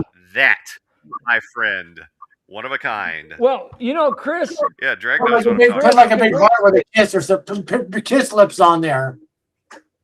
Chris, didn't you send me a couple copies of Inner City? Well, I was going to say that when I was showing you there, I was putting in with your care package.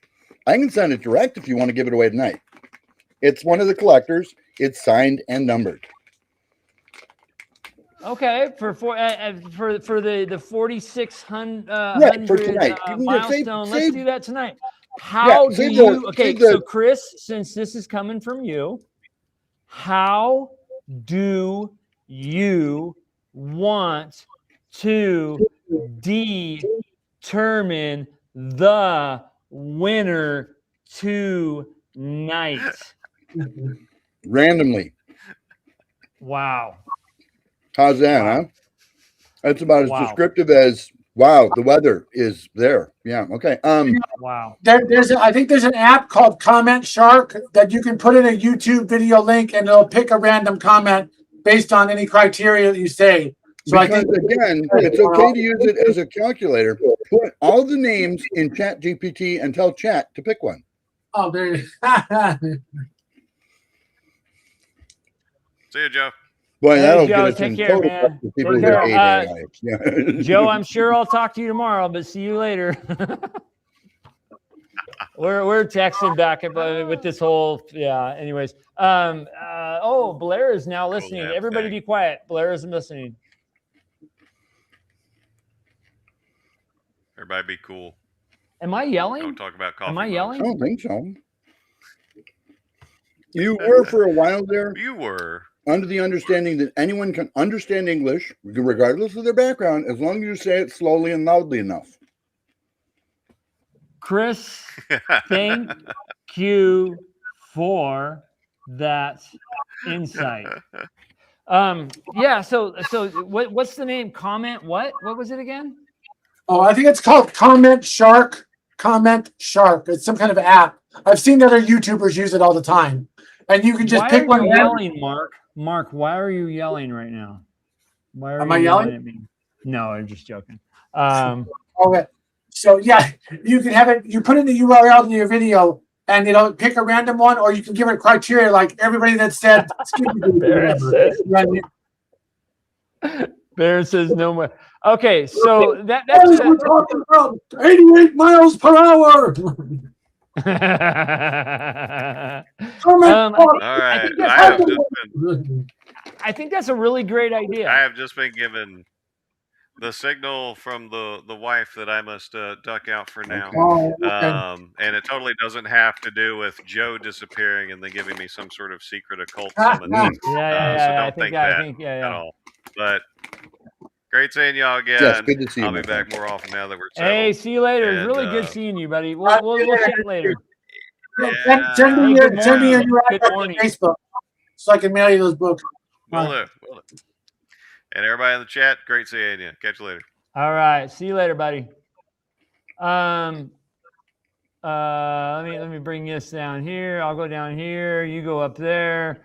So that'll be awesome if you because I know you were gonna send me those, so we'll figure out and I'll get you the postage for that. I can mail it to the winner direct. Yeah. Okay.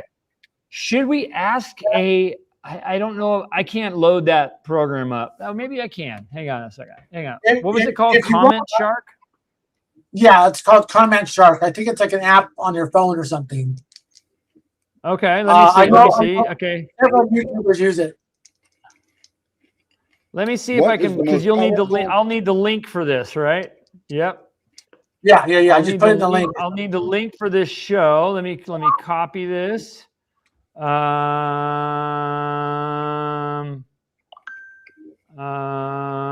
Share. Okay, I got the link. Copy the link.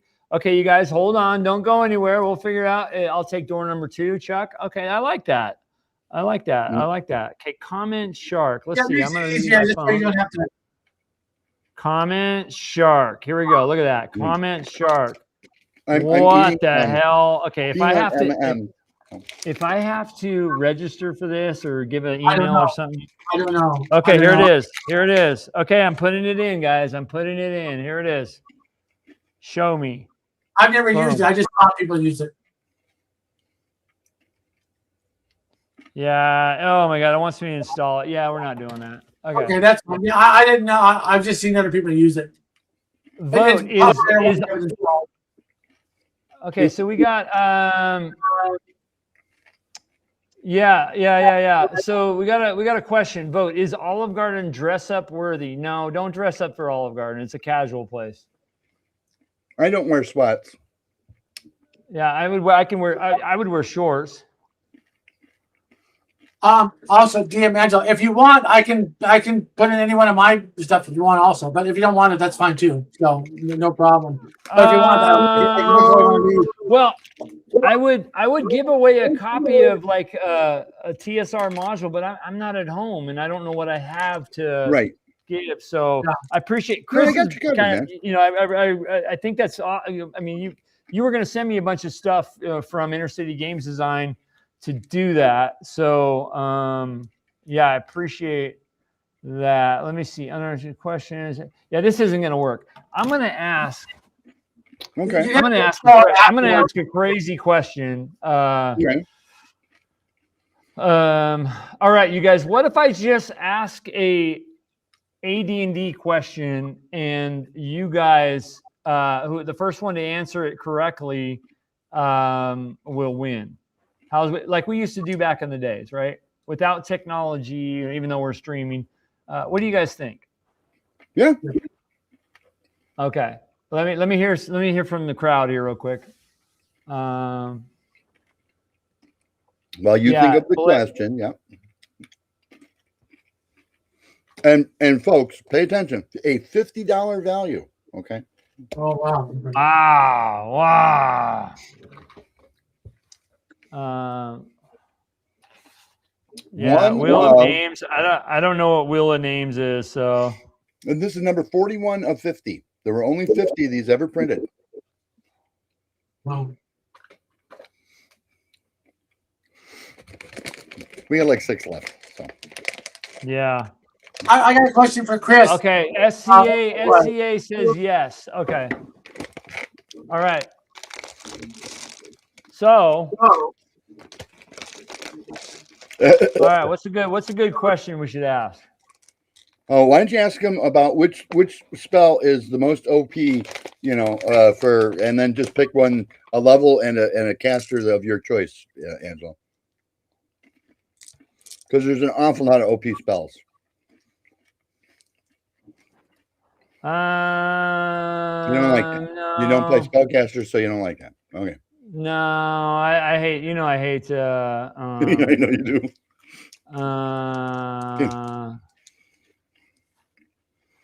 I think this is a good one right here. Let me think here. Okay, Fireball. Yeah. Fireball. Exactly.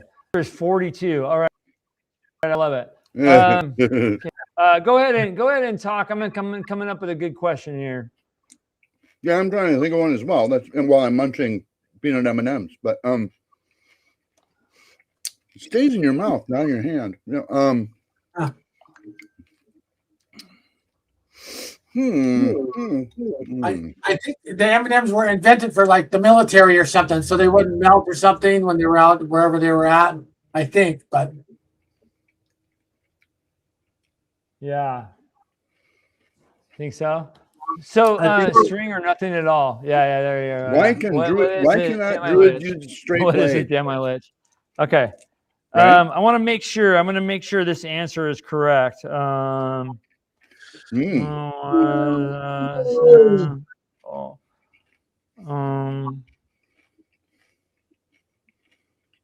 okay, here we go.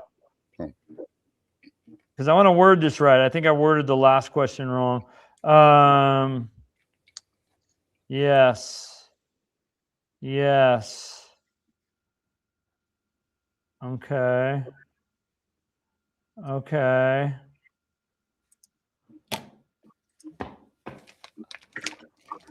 Okay, I want to ask this question, guys, and I can't wait to hear the answers of this. So, in the greatest adventure ever made, The Village of Hommlet, what were the letters on the symbol found in the trader's establishment on the scarab? What were the letters?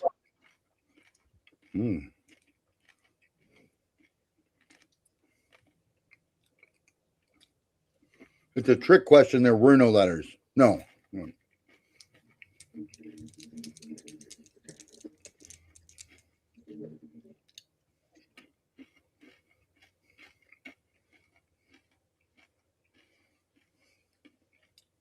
What? I'm sorry. I like Bedner's Bard's answer, even though it's probably wrong. Yeah.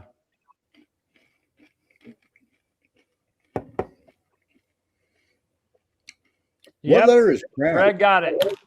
Oh.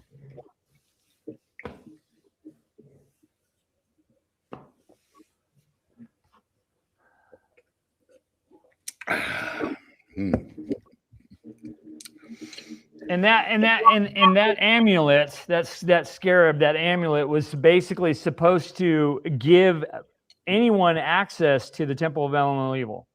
Yikes. Yep. And yeah, anyways, so congratulations, Dreg. Why don't you get with me and we'll get your address and shoot that you over can publish my address on here. I don't care. As far as my email. So that he knows where to send me his address. You sure you want to say? Okay, what is it again? FUZ. Don't get the wrong idea.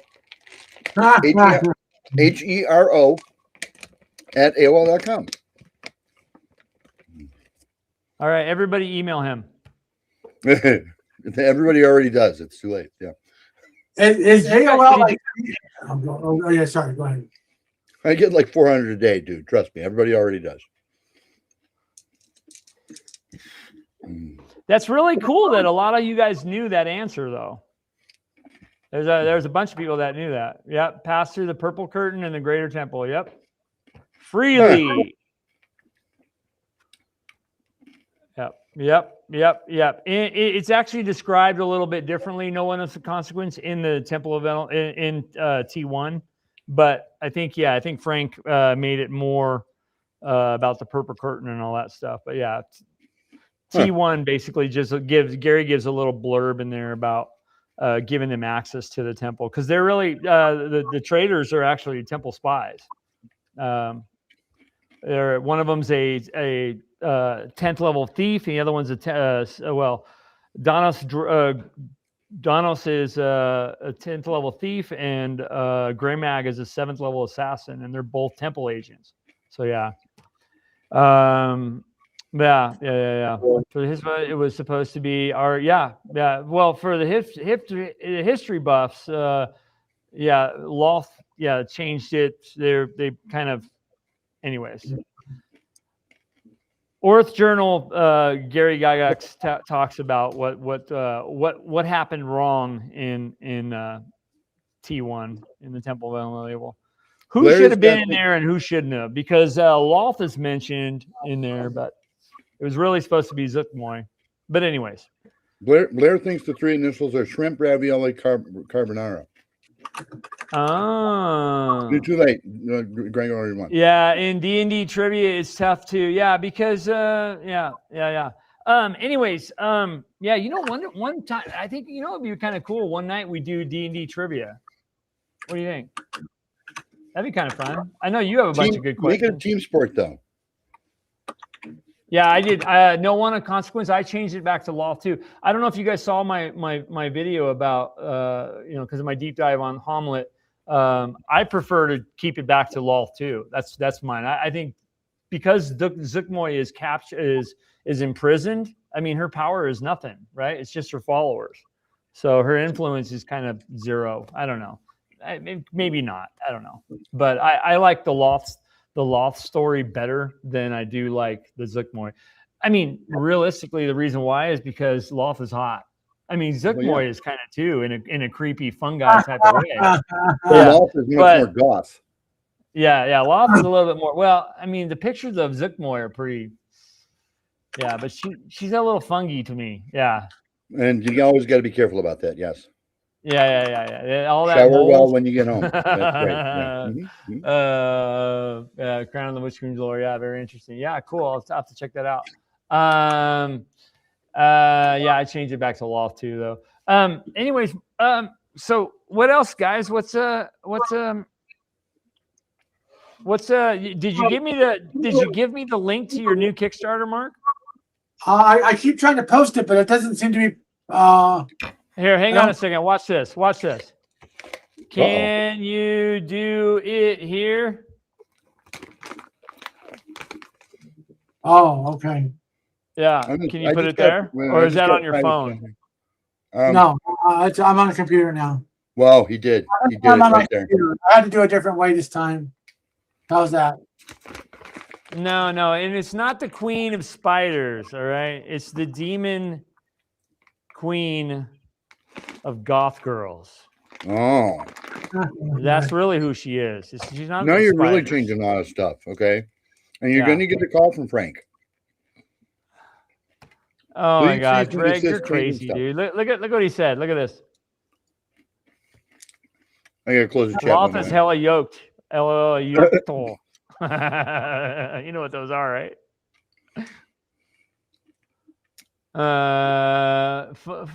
Fugly, send me a picture of that Zookmoy mini. I'd love to see it. Yeah. Okay, you sent it to me. Okay, so check this out, guys. Let's see. Oh, you were able to give it to me. Awesome. Copy link. I'm going to put this in here for you guys. All right, let me see. Oh my God, I'm using. There we go. Is that good right there? There we go. There we go. That and I'll put good. this in the show notes Oh, too. there you Okay. go. Thanks. Yeah, I couldn't get it on my thing. Well, why don't you talk a little bit about it? I'm going to step away for 1 second. Why don't you talk a little? Yeah. Okay, go ahead. Go ahead. No. I'm going to put you over here. I'm going to go over there. Oh, okay. Look at that. Boom. I'll make it brief. What it is basically normally I do traditional fantasy adventure stuff, but this particular one is it's an America 250 celebration. I've been wanting to do something with the America 250 coming up to honor our country, and I felt, hey, this is a perfect time. So it takes place in the Old West. So what it is it's a combination of Old West, science fiction, and fantasy adventure all combined into one. It takes basically the character of the Star Spawn, the Mind Flayer from my #2 module, and he's flying around in space, and he's looking for gold for his secret machines. And he picks up an Anunnaki Class B freighter coming in out of hyperwarp with a manifest of gold. So he takes it over. He boards the thing and kills Anunnaki, takes him captive, heads to Earth in the Old West to get the gold. And then once he's there, he opens the portal, brings in the fantasy adventures to. He brings in monsters to help mine the gold, and the player characters come in after them. And they meet Abraham Lincoln, and they all have to fight the Star Spawn eventually in the mines. So it's kind of a fun adventure. It's part of my special edition module series, which is designed for things like this, things out of the norm, holiday adventures, this kind of thing, an Old West fantasy adventure, other kinds of things like spy series. Anyways, it's a special edition module. It's for America 250, and also. If you purchase the thing, even at the $50, the $25 PDF only level, you'll get 60 PDFs. You get all of my PDFs in addition to the 2 new ones. And if you have friends or family members that are veterans or anybody that you know is a veteran, I will allow you to privately, not online, but share all the links with them as well for as a gift for free. So it's my way of helping try to get back to all the veterans as well. So anybody that backs the project, for the $25 level, you get 60 PDFs for yourself, and also for any veterans, you're free to disperse them freely to them privately, not online or anything. You know what I mean? Not publicly on the website, but yeah. So anyway, so that's what it is. And you can also pick up this one, the Goblin with a Glass Sword, and this one's already all done and ready to go.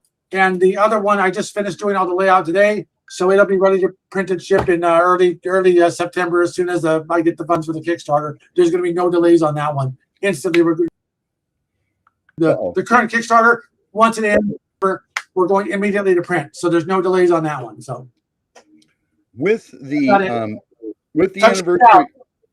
anniversary edition Kickstarter and fighting between Abe Lincoln and all these other wonderful characters and the patriotism involved, is there a downloadable free market version of Battle Hymn of the Republic that can play in the background while we run that fight? I'll have to figure that out and put that in there too. I'm thinking that could be a stretch goal, maybe. I don't know. Oh, okay. Yeah. Mark, have you done any? Yeah. Have you done any Boot Hill adventures at all? No, but this is basically like a Boot Hill adventure in effect, really. Well, I mean, it's all written for first edition and 5th edition. So I get the. No. I'd like to. The problem is that, like I mentioned earlier, every time I deviate from straight up fantasy, they just don't do as well. There's just not a big market for it to do it commercially. But otherwise, like for the Old West stuff or even the Gamma World stuff doesn't quite do as well. But I still want to continue to make them. But go ahead, yeah. So I used to have Boot Hill. I had the box set, and I loaned it to a friend in 1984, and somehow it vanished mysteriously. It disappeared. Wink smiley face. Love you. She's still my friend now. Anyways, somehow it vanished. And but yeah, the real question is what happened when you hit 88 miles an hour? Oh, jeez. 88 miles per hour. The critical displacement occurred and sent him into the Old West with the stars on.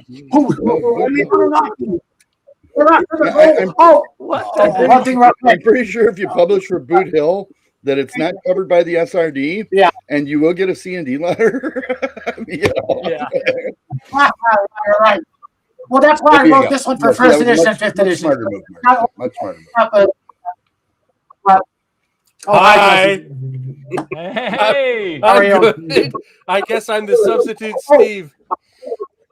Yeah, he. Oh, okay. Oh, one thing real quick. His wife just called. His wife, and it's 10 o'clock in the morning over there. I think they had stuff going on today, so he had to. Well, I didn't want to interrupt his brunch. Yes, there you go. Agile, thank you for the super chat, and yes, you guys go over and check out No One of Consequence's YouTube channel. He says, I want to second my friend Jameson and point out all to No One of Consequence channel. You guys go check it out and and do all the things that we do. All right, Agile, thanks for pointing that out. And yes, no one is not no one. Okay, there you go. What's that? I said I sub to No One of Consequence's channel a long time ago. I think I do too. Didn't we boost him on the Sunday night chat with you, me, and Tankar? Yeah, I think so. Yeah. Joe, what's been going on? What the hell are you up to? What the hell am I not up to? No, you don't want that. You don't want that. Wait, I got a boost. Well, I kind of know, but this T-shirt though.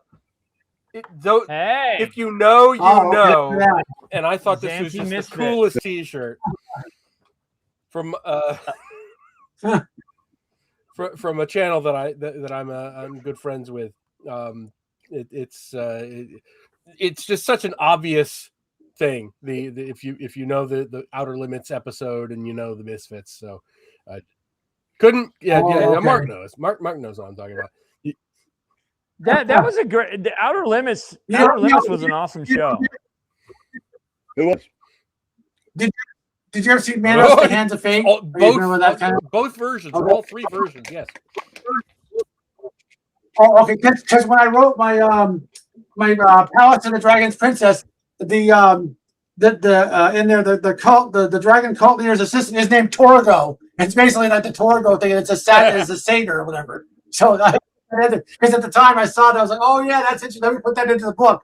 Do you ever do that? I guess that's a common thing when you're writing. A lot of times I feel like when something in my normal life is happening, it might suddenly inspire me to somehow work it into the writing. Does that happen? Okay, good. Because you guys are, the experts at all this stuff. I've just been doing it for the last 10 years, so I just kind of, And that's not just working sometimes. All writers do that. If I read something, I'm going to incorporate it into what I write next year or whatever. And if anybody wants one of these, there's a channel called Atomic Snack Bar, which is a fantastic channel. He only posts once every Friday, and he sells these shirts. So he is a great lover of all things weird and movies and TVs and stuff like that. And his channel and mine have gotten a synergy. It's weird. Okay, good. Uh-oh.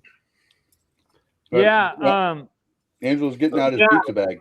No, what's in the pink bag, Angelo?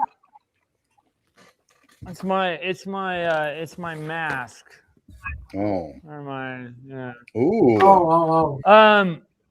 So you have a second channel. I mean, speaking of channels, you have a second channel where you're kind of. I don't know if you've been really. It comes and it goes. I'm putting some. Yes, I have a second channel called Starbase Nerdtron where I'm supposed to talk about like sci-fi and fantasy. I just don't have the time to give it the attention that it needs. You know, I'm doing so much in the D&D sphere. I want to. I so want to. Maybe in 7 years when I retire, I will actually give it the lavish attention upon it that it needs. But my God, maybe I'll post everything every once in a while. But no, I don't. I can't. You're not investing. I've tried more than once. I don't have time. I've got so many things that I'm doing. Make it end. Yeah. And a family and a real job. Well, speaking of stuff, I mean, are you doing any more of your? Because remember you were doing a series of modules for your. It started out with Patreon, right? And then you were doing some kind of Patreon only, members only modules for a while. No, I don't. It's not Patreon only modules, but if you're on my Patreon, you get copies of the modules that I publish. Yeah. And depending on what level, I don't know how you get either a kind of PDF classify or them, a print or in fact, I've got a whole stack of the new Castle of Man Archmage that are going out in the next day or two to all the ogres on my Patreon. Then I sign them and I do a little thing. You know, I give them a little thing. I've got somebody in Germany. I actually make his signature, and I put a little thing in German. Well, I took German in high school, so I know I can actually struggle through a signature. Und seine gnädige Frau. Ich habe 5 Jahre in der Schule gehabt, aber mein Deutsch ist nicht so gut.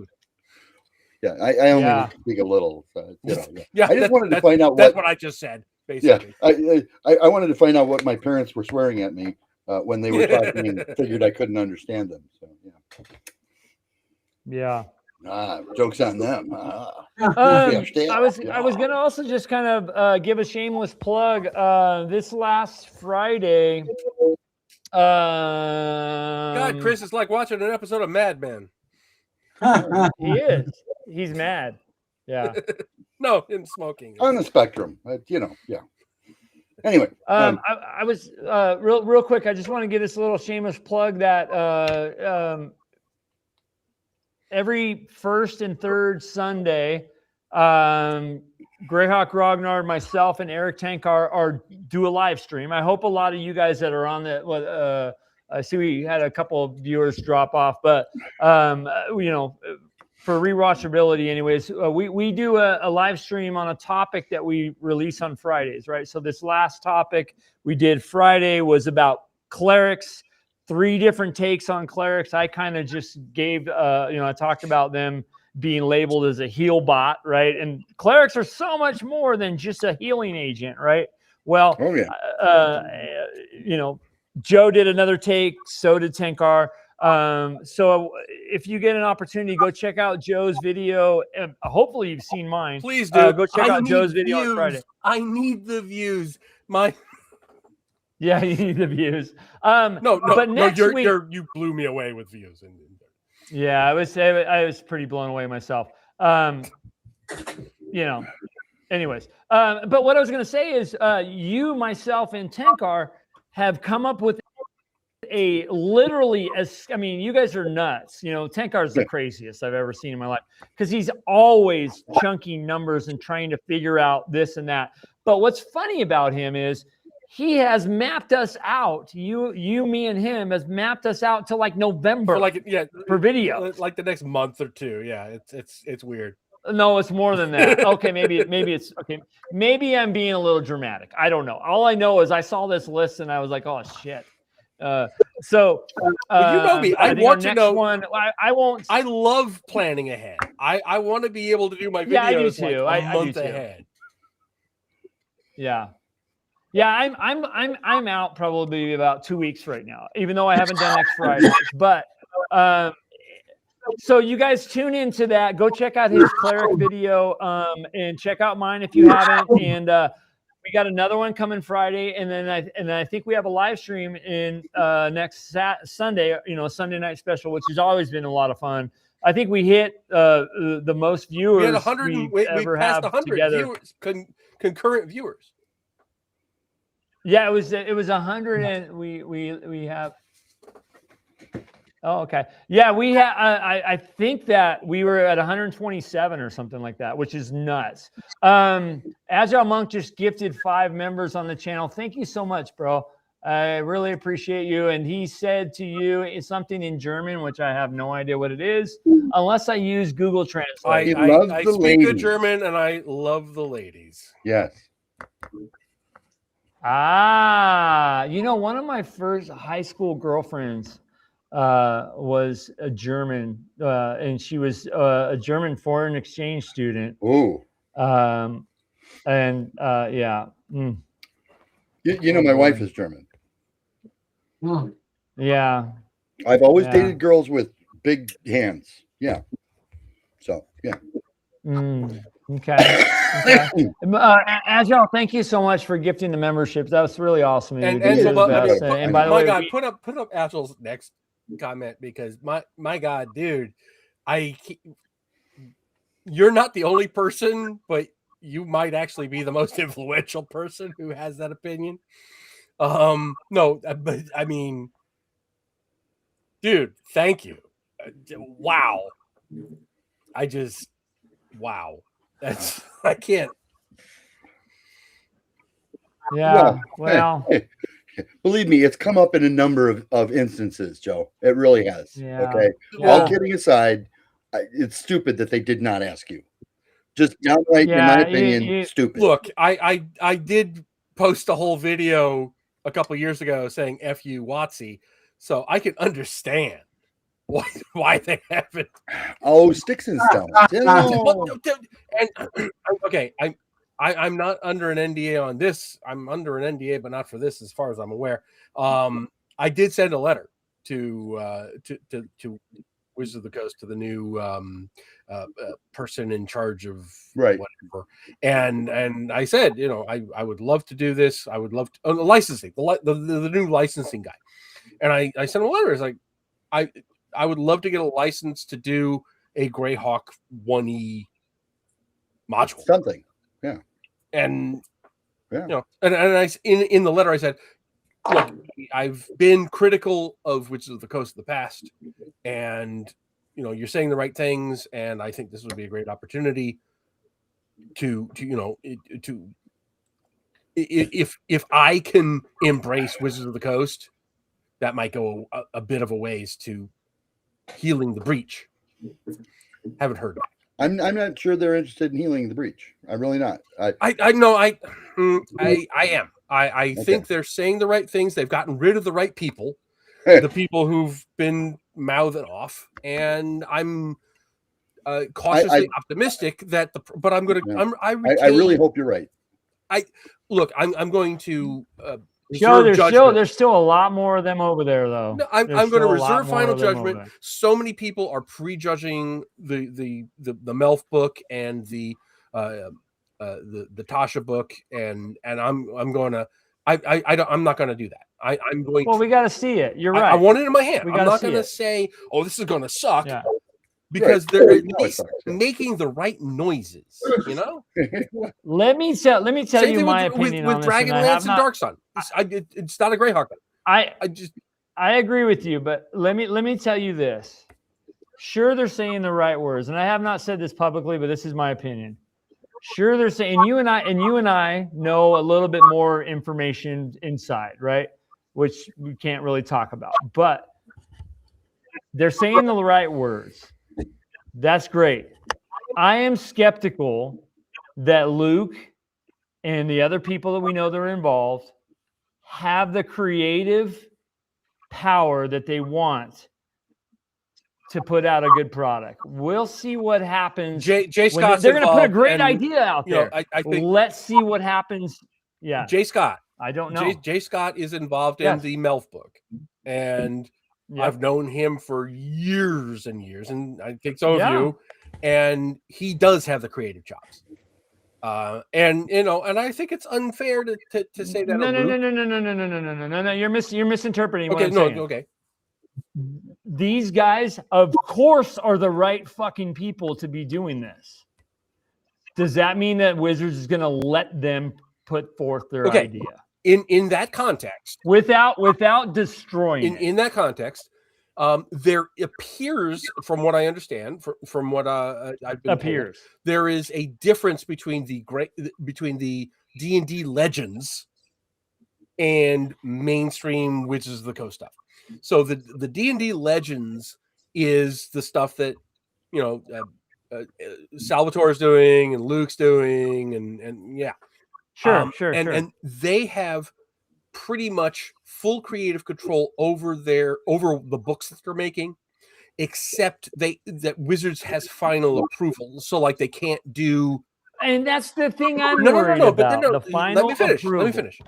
The way it's been explained to me is that as long as they don't cross any lines, as long as they don't break any rules, then they can do what they want. That's different than the other book, the other Greyhawk book, which is being done by Wizards of the Coast, which is the Crown of the Witch Queen, which I'm actually really excited to see because Igwilv is a huge I'm a big Igwilv fan, but that is internal Wizards of the Coast stuff. What Luke and Jay are doing and what the others are doing in Dragonlance and Darksun is they're doing their own thing, and they're just saying, here, did we screw up at all? And if not, boom, they're going to publish it. I think those are two very different approaches, because if you have people who are politically motivated, who are involved in the creative process from the beginning, I think that's very, very different from saying, here's something that we've created, just make sure we didn't cross any lines, and boom. I'm hoping, again, I'm cautiously hopeful and optimistic that that's actually going to happen. I reserve judgment until I see it in my hand, but I really think it could be a thing. So I love that you feel that way, and I hope too. But bottom line, it's still Wizards of the Coast who have the final say in everything, which sucks. They own it because they have proven time and time again. It's their company. They've proven time and time again with past products. Things they've said, things executives have said, absolutely, the disclaimers, that, the things that bump us in the night. You know what I mean? They have that power to say, no, I want a purple freaking Greyhawk logo instead of something that looks like Greyhawk. I get the impression that's not the level of involvement. But again, we won't know. Look, we won't exactly. Now, you're talking to somebody that has vowed to never give them a dime of my money, okay, ever again, right? Because of what they've done, what they've said about us, where their stance is. Yeah, I still remember Thaco the Clown. Now, if that has changed, I still remember Thaco. If that has changed, yeah. What's that? Remember Thaco the Clown? Yeah. And we will figure that out. We will see. I'm hopeful because I am too friends with these people, and I hope the hell that they are successful. I'm just skeptical because I see the machine, and the machine to me is disgusting and gross. You're not wrong, but they fired the right people 2 days before that announcement at Gen Con, at Gen Con. My worry? That doesn't mean actual crap to me, dude. Chris, I'm sorry. What worries me is, well, we'll see we'll see what happens, dude. It's always better to add more. But I gotta be super duper duper whooper pooper glooper convinced. It bothers me that it's always a better idea to add more ideas to a mix. Always, even if the ideas you add are bad, they provide a benchmark to work away from, so to speak. Yes. And to not ask guys that have been involved with the decades, not years, decades of lore that are involved in Greyhawk. Not ask those guys to jump on the bandwagon and give us the benefit of your decades of wisdom. It's just dumb. They still might save a couple $100. I mean, my God, I will drop everything and work on whatever they want me to work on. That offer is open. Everybody at Wizards. It doesn't mean that everything's going to be terrible and bad and whatever else. Doesn't mean that. It just means, why would you not do this? You know, do you buy car insurance? There's a reason you buy car insurance. You know, but no, I can understand. I as the person involved can understand it. I mean, I've been hypercritical of Wizards of the Coast in the past. I've demonetized a video because I was so critical of Wizards. So I can understand it, but you know, again, and Frank, and there's a number of people that I would have brought into the tent and just said, you know what, I want you to look over this stuff as it's coming together and tell us if something should be added, if something should be taken out, if something's a little bit closer to what the lore has become than what we are doing. Yeah, why would you not want that? And to me, I don't know. Joe, I use 4 editors because you know what? It's better than 3 editors. You know, anyway, I use Steven as my editor for a bunch of books. That's my single. He's a good one. Yeah, well, and you probably know Scott McIntyre or McKinley is my main editor, but I have a number of other ones. Yeah, Scott's awesome. Frankly, as an editor, he's awesome. But anyway. That was my only point, was why would you not want to bring these people in? And maybe it costs you a couple of $grand total to Wizards of the Coast or Hasbro. My goodness, they blow that at lunch. Anyway, enough said. I've made my services available to Wizards of the Coast on more than one occasion, and I have not received any feedback. So. But the offer stands. If you're watching this, the offer stands. I harbor no. I'm not gonna torpedo anything just because you haven't gotten back to me before. I will do it. If it's Greyhawk, put me in, coach.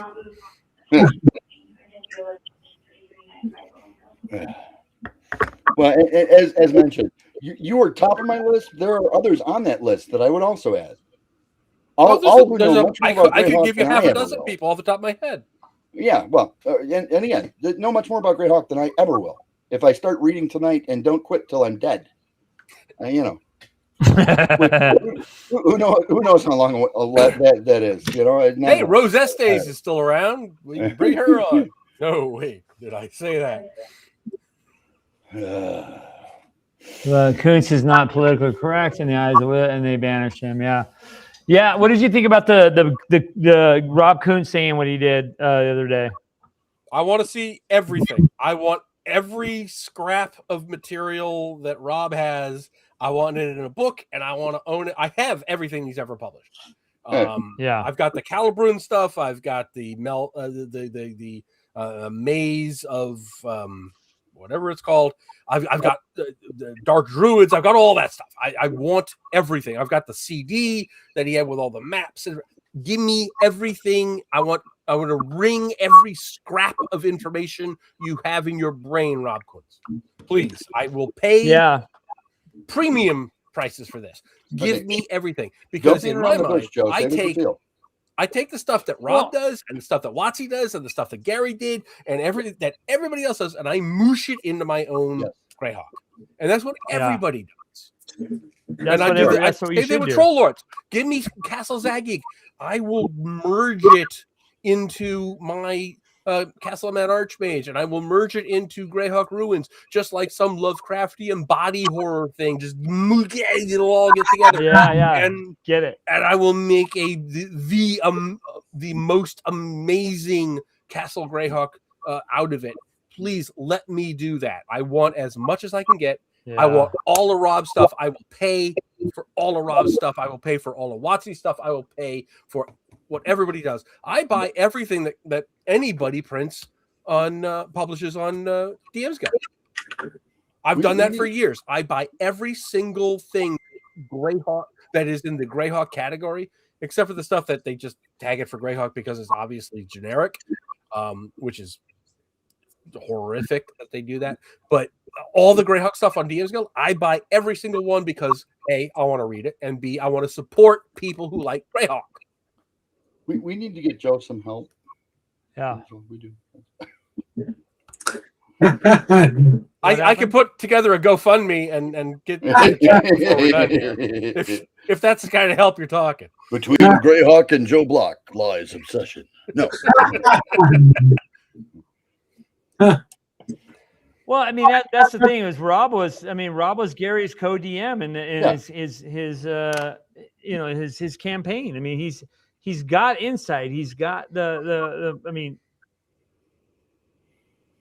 if you talk to Paul, he's got a lot of info on what really Castle Greyhawk is. You know what I mean? And like I don't know. They got Castle Greyhawk. They got it. And Rob's knows everything about it. You know what I mean? And these guys need to get their butts together and do something real. So, well, I think Pro Lords is doing as close as we're ever going to get to Gary. But and the Zygax book that came out 5-6 years ago is absolutely the blood of Gary. Absolutely. You mean the one, not the latest Kickstarter, the one that was like 5 years before that. They released Castle Zygax like 5 or 6 years ago. The new one has a whole bunch of new stuff in it that they took from Gary's notes. Oh no, dude, that was not 5 or 6 years ago. That was like 10, 15 years ago. That was okay. Well, I'm getting old, Joe. And, well, as far as I'm concerned, 1980 was 20 years ago. So yeah, no kidding. I was single in 1980. Yeah, okay. Oh well. Yeah, but no, you're not wrong. 1980 I would love Gary. to. I just want it all. 79 or 80. It was a weird. Yeah, I this think is for the me, big one, Elizabeth. I'm coming to it, yeah, I think it's but for me, it's I just don't, I don't forgive them yet. Yeah, Go ahead, Chris. I'm Italian, dude. I hold grudges. Well, man. but you don't want to short yourself because you don't want to cut off your nose to spite your face.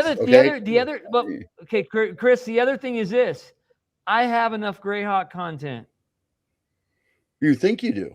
I never have enough. I know I do. Well, we're going to turn Joe. Well, I get it. I get it. But there's people. There's people like there's people like him. There's people like Alan. There's people like Rob. There's people like Paul. There's people like over and over and over and over again. There's forums. There's stuff out there. Like I don't screw them.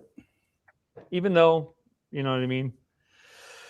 Got some people that are friends of mine that are working on it. You know, anyways. Okay. Now next subject. All right. Yeah, I'm sorry to I didn't mean to derail the whole conversation. I don't know that you. No, you're not. These are things we got to talk about. What the hell happened to Mark? I bet you his phone died. Poor Mark. We were getting a lot of lag there. Well, and Mark is in like a 102-degree apartment. We got to buy that man an air conditioner for his window or something. You know? What the hell? I'm a little warm. I think it's 78. Yeah. Anyways, I mean, you know, yeah. Did I ever okay, Chris, maybe I shouldn't be asking this right here, but did you get a submission from somebody? From Joe? No. Here? I haven't actually got a contract. We'll get there. I'm probably gonna. I don't know if Joe wants to or not. That's still Joe's decision. It's not strictly Greyhawk. What now? What am I doing? Oh, the Castle Wolfman project that I'm working on, which was the last thing Gary and I wrote together. I did say I was going to help you with that. You did not. Oh, you did. Okay. I did. Okay. And oh, you need to. I submitted mine. Give that to you. I have a thing I need to actually send you. Did I send you a contract? What's that? Joe, did I send you a contract to look over? Yeah, it's a sign. You can have the whole thing. Okay, all right. I just haven't done it. What the hell? I'm being stupid. I should just look in my file and make sure you're in there. No, I just need to actually, do what I said I was going to do. That's on me. That's completely on me. Joseph Block. Yeah, you're in there. Yes, I am. You're in there. You and about 16 people left out of we're now at 52 submissions. So there's about 16 people that still have to turn in. So it's just because I can't say no. Well, and in about a week, probably less, I'm beginning to work on the castle proper. When do you need it? Before I finish up the master page, because I'm still working in InDesign. I'm moving to Affinity, but I'm still working in InDesign. So, but before I finish the master page for it, I'm going to send out an email saying, "Hey guys, now the clock is starting to tick down. So get your stuff in." Harold Johnson hasn't sent his in. And you just need like a magic item or something, right? You just you don't need a whole big creature or single encounter. Gilly Bob. I'm not asking for 10,000 words from anybody because I'd never get through 52 submissions at 10,000 words. Oh my God. I'll get that to you by the end Mark, of the week. We cannot hear you. You've been muted, Mark. Why is Mark muted? Chris, I'll get that to you by the end of the week. Okay. And you've got the background thing, right? The background.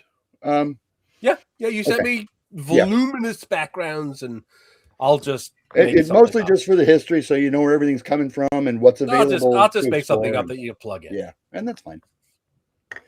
Yeah. I'm finishing the second of the 7 books. I hope tonight. We'll see. Fingers crossed. I got about 20 pages to go. So, whew. Yeah.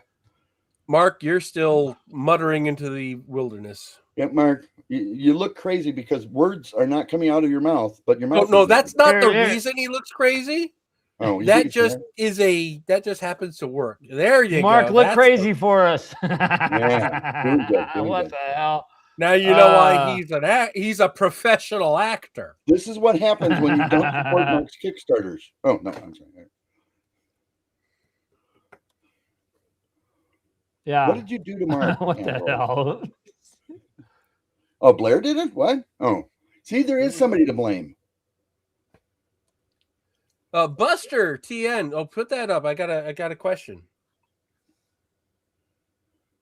Question not about Greyhawk. Was it Joe? It mentioned Top Secret 20. Yeah. Yes, I did indeed mention Top Secret 2150. That is a project I'm working on with Merle Rasmussen. The rules are done. Now I'm just going on the appendices. And if anybody knows Merle, he's a fire hose of content. I mean, he has given me so much stuff, and we're working together. But my God, he has given me more stuff for the appendices that are in the frickin' rules at this point. Yeah. So I'm just like cutting stuff out. I'm like, just that. And I've had other things that have come up, and then I haven't been able to work on it. But I'm finally bearing down on it. So yes, there is a Top Secret 2150, which is Spies in Space game that is coming out from Solarian Games. Merle and I are working on it together, and the concept is you are on the starship. I'm not going to say Enterprise, but you're on a starship, and you're also a spy. So every adventure is you've got a regular starship mission, your first contact, or you're going on a planet or whatever, but you've also got a spy mission that you're doing at the same time, and you have to be a crewman, and you have to be a spy, and you have to keep your cover intact in one adventure.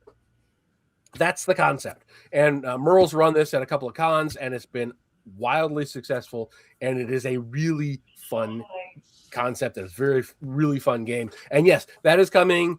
I refuse to give a time, just like I refuse to give a time on anything that I am involved with.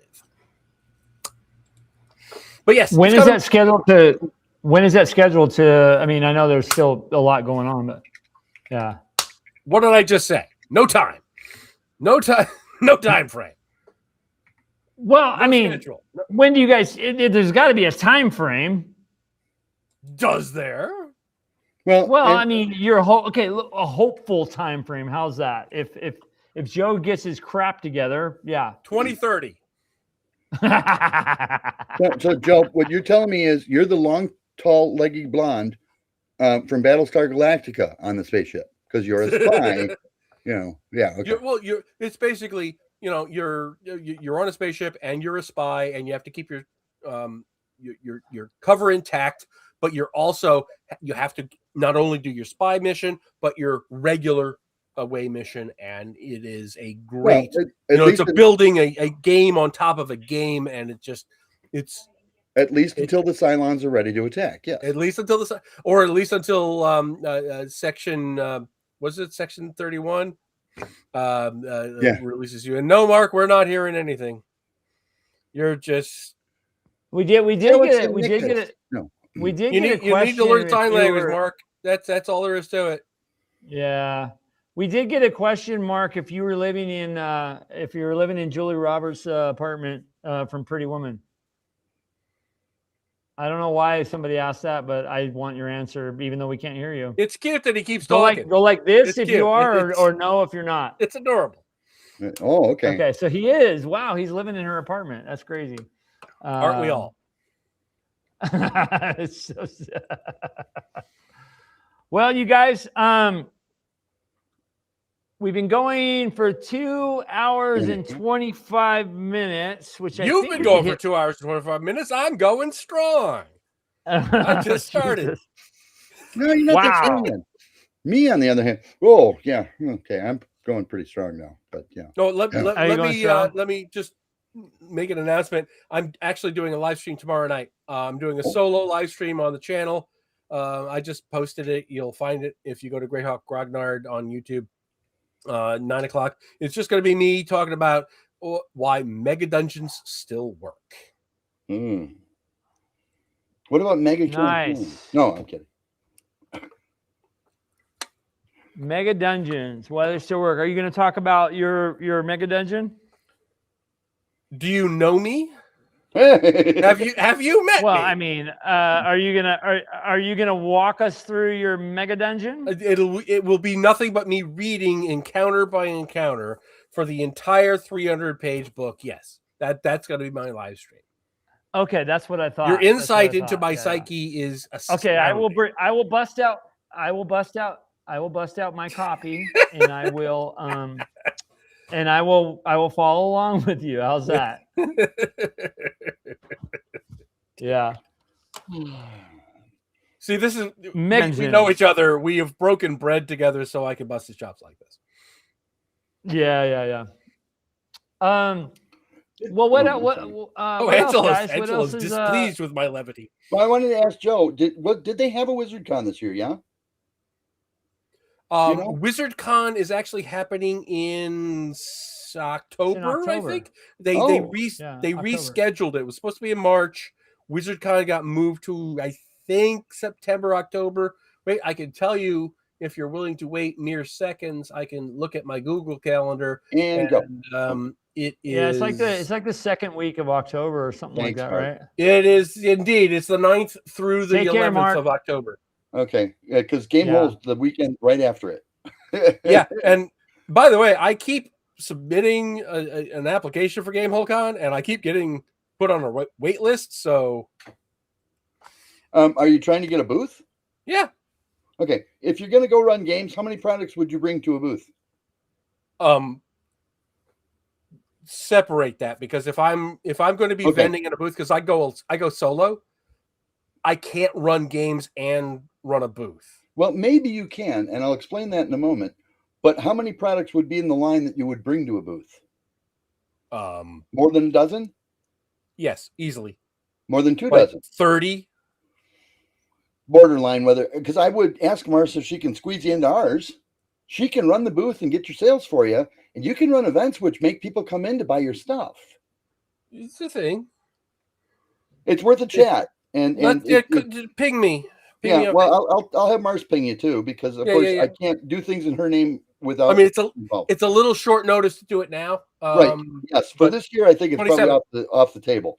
But for next year or years going on, yes. I mean, I would love to have a booth at GameholeCon, honestly, just to, or be a guest and run games, or both.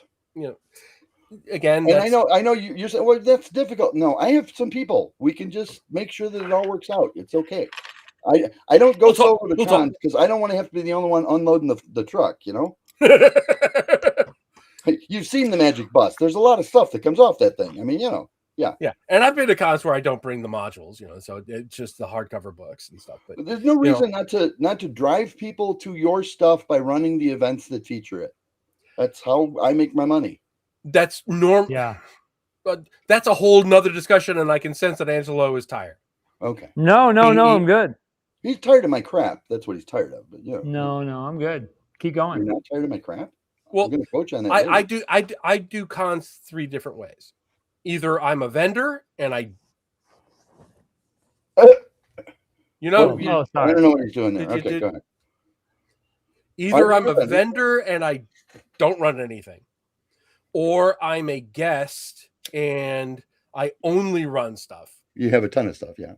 I will run games all weekend. If you have me as a guest and you give me a hotel and boom, I will run games all weekend long because that's what you're paying me for. You're giving me, or I am a guest with a table, and that's what happens at WizardCon or North Texas. Central New York, where I'm a guest and I have a table where I can sell a few things and sign stuff, and I'm running games as well. Those are the 3 options, and it all depends on the different cons. Different cons work different ways. Everyone is different. Some cons don't give tables to guests. Some do. Some, it's boom. It just depends. And I know GameCon is vast and huge. I always go. I always run a ton of games, and I always have a booth. You also have minions. And I have minions. I have no minions. I am my own minion. I have shareable minions. That's my point. My stuff is also high concept and needs a sale. Needs a pitch, I should say. You're able to write, though. I've gotten that on the best of authorities. And you could possibly write those pitches out and let people rehearse them prior to the show. I could. I could do that. I all of the people in my family are either gamers or they're divorced or disowned. It's funny because when I go to a con, when I'm vending, it takes me like the first 2 or 3 people walking up to the booth. Yeah. Then I immediately, it clicks and it just blurbles out. I have the patter down about how to explain what Adventures Dark and Deep is, what Castleman Archmage is. It just, once I go through the first 2 or 3, it's like muscle memory. So almost without fail, I always have a crowd that follows me back after the event. Oh, you have a booth here? Right? And then they want to know, okay, how's this one different than what we just played? What's this one about? Right. And you just go from there. And generally, I turn that over to Mars because she's usually the one in the booth, or my daughter, and then they handle it from there. Because frankly, they're cuter than I am, too. Yeah, it doesn't hurt. Believe me. Yes, I'm going to keep that. I have a T-shirt that I'm rolling out. Yeah. But yes, there are some possibilities. Yeah, I've seen Joe as you did well. So go ahead. I'm sorry, Angelo. No, I was going to say I've seen Joe in his sales pitch mode at Page. What's that? And you were deeply impressed. Do we have a lot of lag right now? I feel like. No. What's that? Just you. No. Just well, you have a lot of lag. Yeah, it's very weird. No, I was going to say I've seen Joe in his sales pitch mode at Page. You were, and man, you I think you sold out of everything too in Page, didn't you? I had a very good con at Page. Yeah. Not all of the vendors at Page this year did, but I had a very good con. We had a decent con. We covered expenses, but only because I sold a couple things at auction, to be honest with you. You sold a couple what? A couple things at auction. Nah. Oh, I don't. I know. I'm pissed about the auction.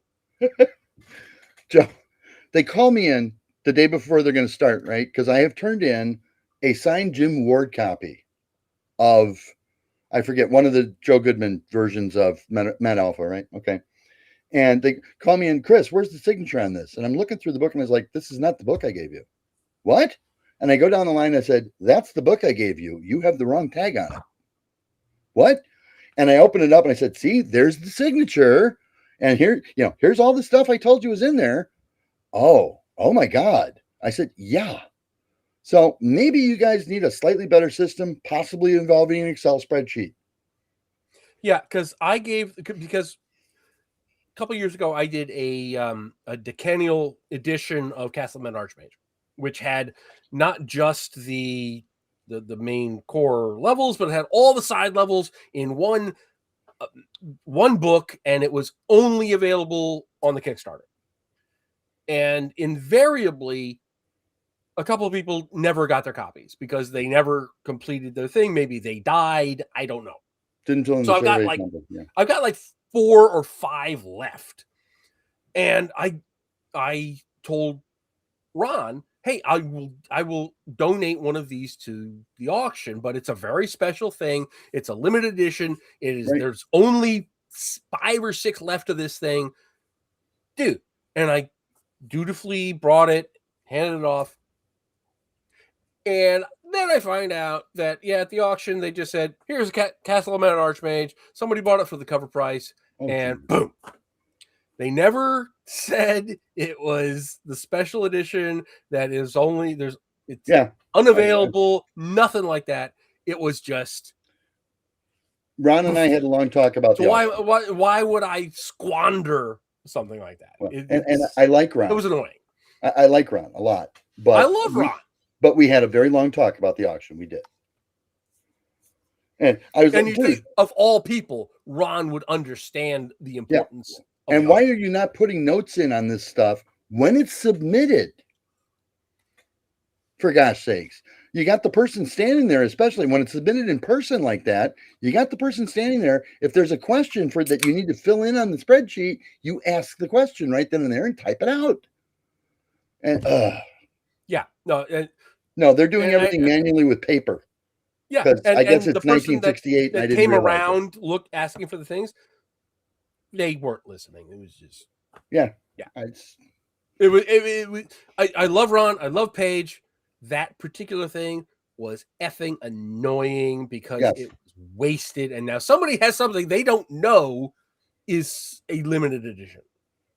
Well, after that, I got a little bit more special care than I think the average person in the auction did, and we actually, because we split with the show, the proceeds, and with just half from it, it gave me enough money to get over the top.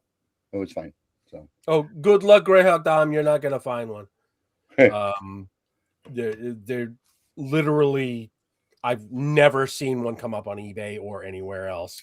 And if I did, I would trumpet it because there aren't any. There's like 316 total, and that's all there's ever going to be, which is why it's so annoying about Paige. Anyway, but again, not a dig on Paige, not a dig on Ron. It's just I dug on Ron actually, because you're in charge. You're the point at which the buck stops, pal, and you need to hear this. And well, I'm doing the best I can. I said, I think you can do better. I do. I have faith that you're smart enough that you'll find a second year and you will do better next year. But you've got to understand where you fell short this time. And that's part of why I'm standing in front of you. Anyway, enough. I still we will be back at Page next year. Hopefully we'll see you there. Yeah, I'll be there. I've got a booth. I'm going to be, one of the vendor room captains. I will not be a guest. Well, and I was going to say, I think I am a guest. I'm not doing that just to one up you. Though that was probably part of it. No, anyway, I've been a guest, but apparently now if you're a guest, you have to run a game, and I'm not doing both.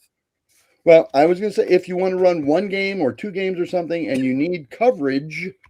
That's talk to me about Paige. It's not a question of coverage. It's if I'm spending all day, not all day, just if I'm on, it is exhausting, and all I want to do after that is I want to go to the hotel, I want to drink beer, and I want to eat wings. And that's Angelo, how do I look on Sunday at the last day of a con? Always, like somebody beat the crap out of me and put me away cold and wet. That's what everybody looks like at the end of a con. and usually I have my Elvis voice by then because I've been talking too much. So, thank you very much. Anyway, all right. You usually don't have a voice by Friday. The old days at GaryCon, especially when we were still at the lodge and they were just packing us into rooms. I had my last event on Sunday. It was a Castle Wolf Moon something, believe it or not. And I just had no voice at all left. So Brenda did my voice for me. She sat next to me. I'd whisper in her ear. She'd announce it. People thought it was great. So. I am hoping to be at GaryCon. I haven't been there for years. Things have always come up. I don't think I'll go back to GaryCon anytime soon. We'll see. But I don't think so. I want to know why. Luke and I had a little disagreement. I don't know if you heard about it, but we did. I did not. I don't want to go into too much detail because it's behind me and that's the best place for it to be. But he basically said that I was not telling the truth about his dad and I working together on Castle Wolfman publicly. Oh, that. Okay. Yeah, that one. And it's resolved, but I don't think I'll be going back to GaryCon. Not anytime soon. Anyway, we'll see. Things can change. I always hope that maybe you were friends again, but you were pretty heavily involved in GaryCon. I was for the longest. If you buy any of those old GaryCon modules, you'll notice my name's on an awful lot of them. But whatever. And like I said, maybe things will change. I can hope for that, but if they don't, I'm not going to be back at GaryCon, which is unfortunate. Yeah, for me, it's just too big of a money suck for me that time of year. I haven't been back since. I haven't been there since 2019. When was the last time you went? 23, Joe. Yeah. Wait, the last con? Yeah, well, I knew you were 23. Oh, the last time I went to GaryCon? Is it before or after COVID? After. Oh, okay. Yeah. See, for me, it was 2019. Probably. That'd probably be 23 then. That's a good question. Let me pull up my spreadsheet here.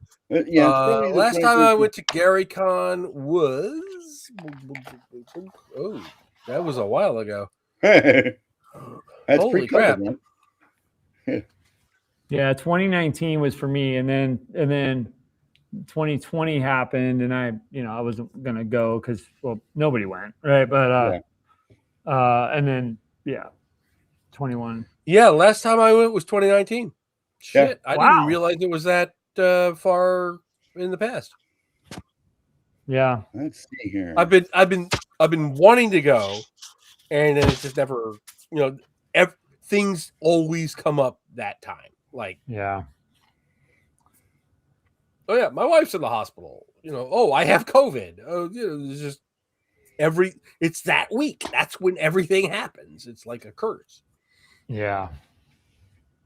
Yeah, I probably went to 6 or 7. I started in like 2012 or something like that, and then went every year until 2019. So, yeah.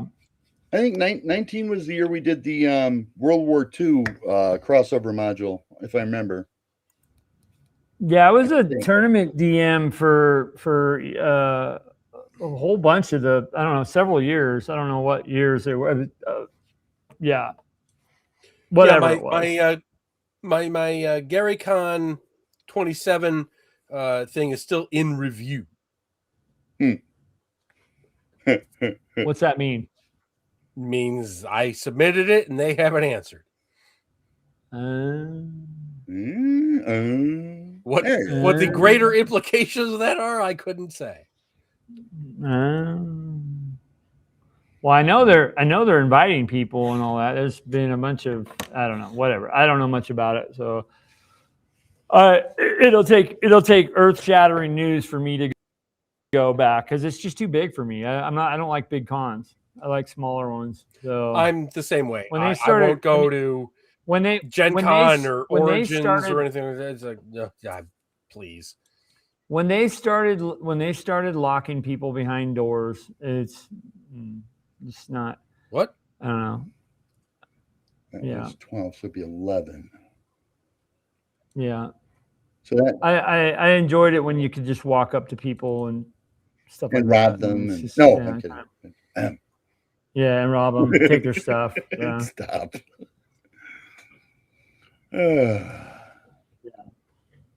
Anyways, well, you guys, let's wrap up here. Okay. We're coming on. Should we go 15 more minutes and try to hit 3 hours? What do you guys think? I think just extending for the purpose of extending is not fun. Extending because you have burning questions to ask jokes. Okay. We want to extend you. Well, just stand up and bend over like you're tying your shoe. Yeah. Yeah. Did I miss it? Good night, ladies and gentlemen. Hey, what's up? Yeah, let's close down shop here. So tomorrow night you have a live stream on. I got a live stream on Greyhawk Grognard. Yes, I do indeed. It's everybody go to that. Heaven forbid I have a Sunday night when I'm not doing a live stream. Now I am. Yeah, and then we got Sunday night special in the following week. Yes. So yes, that's going to be a good topic too. We don't want to say what it is today, but I think that's going to be a good topic. Do we? Who's left? How many people do we have on right now who are going to spill the beans? Well, 32 right now. It's almost like it's just the three of us. That's true. That's just intimate. The three 33 is intimate. Just the three of us. Yeah. So next Friday our video that comes out is about dragons. It's half the name of the game, and I've never done a video about them. Yeah. So like on Sunday at a con, like my ass is dragon. Okay, yeah. Sorry. Yeah, exactly. You're dragon. Different kind of dragon. Okay. All right. Yeah, that's gonna be a good one. And then we got obviously videos coming out during the week, and I have a buddy of mine I used to game with who owns a company called Plate Mail Games, and he does really good, awesome. Check it out, you guys, and we'll talk about it on Thursday. But the live stream I have Thursday is Wes Otis is his name, and he has a company named Plate Mail Games. And what he does, he's a professional audiographer, I guess. I don't know. Whatever the term is. But he's gotten like 19, 20 something Kickstarters of these 10-minute reels that loop. And I've used them at my table for background. Like, let's say everybody walks into a tavern. I play it. When I had a face-to-face game, I'd play it. And there'd be like background, chatter and talk and a mandolin playing in the background and all kinds of cool. My deadly mandolin. It's very professional. Yeah. So, the spooky graveyard and this and that. So he's going to come on and we're going to go through some of his not old, but his new clips and stuff like that. So it's going to be really awesome. He's a big Call of Cthulhu fan and D&D fan, and he does really awesome. Like I don't even know what the correct term is. He'll tell me when he gets on there, but it's just background loops is basically what they are, and you can play them in your game, and I'm sure you could use them online too if you're using Roll20 or something like that. I'm sure you can upload them to that, but whatever. Got him coming on, and then I think Pacesetter Games is coming on next Saturday with us because they're making all kinds of crazy cool announcements for their company. And I was talking with Ben yesterday, and he's like, "Yeah, I'd love to come. Can I come on and talk about it?" And I'm like, "Of course, man. I love you guys." So Ben and Bill should be on next Saturday, and those are the two next ones. But good stuff, fun stuff. We love it. And by the way, Joe, yeah, and Chris, So, Labor Day weekend, I'm going to be going to LA for a con out there, and I'm also working the whole week. Yeah. That's where my LA office is, and then I got to go to a wedding. But I'm squeezing a con in for a couple of days. Well, I got a wild hair in my butt to play test a new secret Boot Hill-esque type system with so I'll tell you guys all about it soon, but I'm pretty excited about that because I'm putting all together the stuff and the things and the interesting little I am eager to hear more about this this exciting new project. Can you calm my fears briefly though, and let me know that it's not a LARP? Chris, let me just tell you something. Okay. Yeah, where's that face? Everything is a LARP. If you're going to do a LARP, I live literally 5 minutes from Wild West City. There you go. Which is a theme park, which has like cowboys and a stagecoach and thing. And it's literally a Wild West theme park. I live 5 minutes away. Really? Yeah. You should go. What is it called? Is it Wild West City? Okay, I will. Wild West City, and that's in Jersey, right there by you? New Jersey. What's that? Oh, in New Jersey. Okay. That's in Jersey. Yeah. Wild West City, New Jersey. Look, especially for commercials. This is what I grew up with. There's a TV personality who's now passed away called Uncle Floyd, and he had a TV show, like a little puppet thing, and he did the commercials for Wild West City when I was growing up in the 70s and the 80s, and look it up. You'll know exactly what it is. It's literally a Wild West town that's 5 minutes from my house. People dress up and all summer long and all year long, honestly, on the weekends. So is it in the city of Netcon? Yeah, New Jersey. It's Stanhope. Yeah. But yeah, if it says Netcon, that's the same thing. Yeah, I see it. Yeah, dude, it looks pretty cool, actually. City, that's just fun. I'm sorry. Yes, I loved it. Wild West City, the city's going wild. Yes, that's Wild West City. $45 a ticket to get in. Yeah. Wait a minute. Can you spend all day there screwing around? Yes, you can. There's like a saloon, and actually at the saloon they do musical things. They have like Can musicians and bands and stuff just play there aside from the Wild West aspect. Is there gambling? No. Oh, yeah, I was that close. I was almost on the plane. Are there robotic women? Angelo's. I know the reference, but no, there are unfortunately no robots in Wild West City. Did you guys ever? Otherwise, their eyes would go off and they would try to kill you. Did you ever watch Westworld? Oh yeah. Are you the new one? Did I ever? I don't know, Westworld? Joe. I don't know. No Westworld. I thought you were watching Deep. I thought you were watching Deep Space Nine or something. I don't know everything. Yes, I am a huge fan of the original film Westworld, and I'm also a big fan of at least the earlier seasons of the Westworld series. Yeah, the earlier seasons were amazing. Yeah, really dude. It's got really kooky. It got really good, but apparently they're doing another season or something to like carry the story. I don't know. I don't know how you recover that story. Well, they just kind of dumped it off the world, right? It never really all the right? It's hard to explain. I'm pretty sure it died during an actor's strike, to be honest with you. No, it died because the story was just meandering all over the place. Yeah, they didn't know what to do. Weird. It was so successful they didn't know what to do with it. And it was good. Those early ones were really good. It was I thought they were especially amazing. That first season when you didn't realize there was the time jump thing. Right. It was freaking amazing. Well, and as far as the original, I mean, there's no replacement for Yul Brynner. No, Yeah. absolutely. I mean, you got Yul Brynner, you got Josh Brolin, you got what's his name, Quark.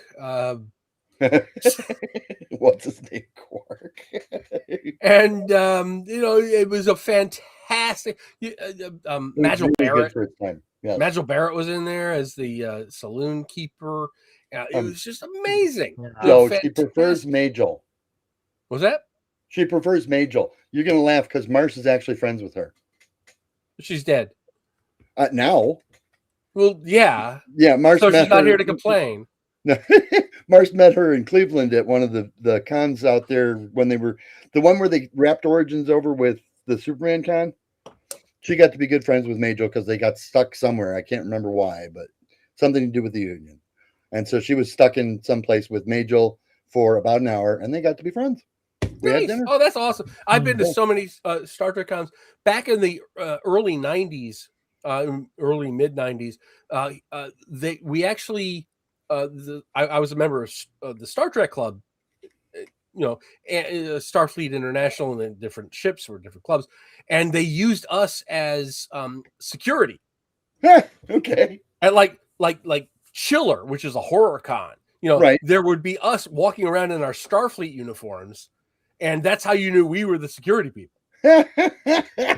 And we had no training. We had no briefing, no nothing. It was just, here, you see me in my uniform, you move over there. Oh, you can't go there. And of course, they ended that practice eventually because we had no freaking idea what it was like. 18, 22-year-olds just we were the security force because we had our Star Trek uniforms on at a horror convention. Okay, whatever. Anyway, but I digress. But yeah, she Westworld. We're never gonna let you go, Angelo. You realize this? Just let you go. Oh, I'm good. I mean, I'm here all night anyway. So. Oh man, don't you get lonely? Yeah. Don't you miss me? No. Okay. No, he misses me. Oh. Yeah. Now I feel thrust aside. Okay. As well, you might. As well, I This thing should. is pulling down my. I am going to get. Well, all right, you guys. What's up? I am going to get Chris? back to work. So. You need to get back to work. I want to finish that damn book tonight. Push it. Yes, at midnight on a Saturday. Yes, work. Work is my life, Joe. Okay. I don't want to talk about it. I have 3 jobs. Yeah. 2 of which are gaming. You know how to make a lot of money in the games industry, right? Start with a lot of money. I only wish I had started with a lot of money. Yeah, well. All right. Yeah, you can join the conversation again, Angelo. Sorry. We didn't mean to. By all means. Kids, don't play with super glue. Yeah. Okay. By all means, what? By all means, end the chat. Okay. You looked like you were anxious to. Yeah. No, I'm good. I can go another 7 hours. Geez. So, all right, you guys. Well, we're gonna get out of here. We should get out of here. The hook, with like a graphic of a hook, just like. Joe, thanks so much for jumping on. Chris, thanks for being here too and co-hosting with me and always a pleasure. Having a good time. Yeah. And yeah, it's been a lot of fun, guys.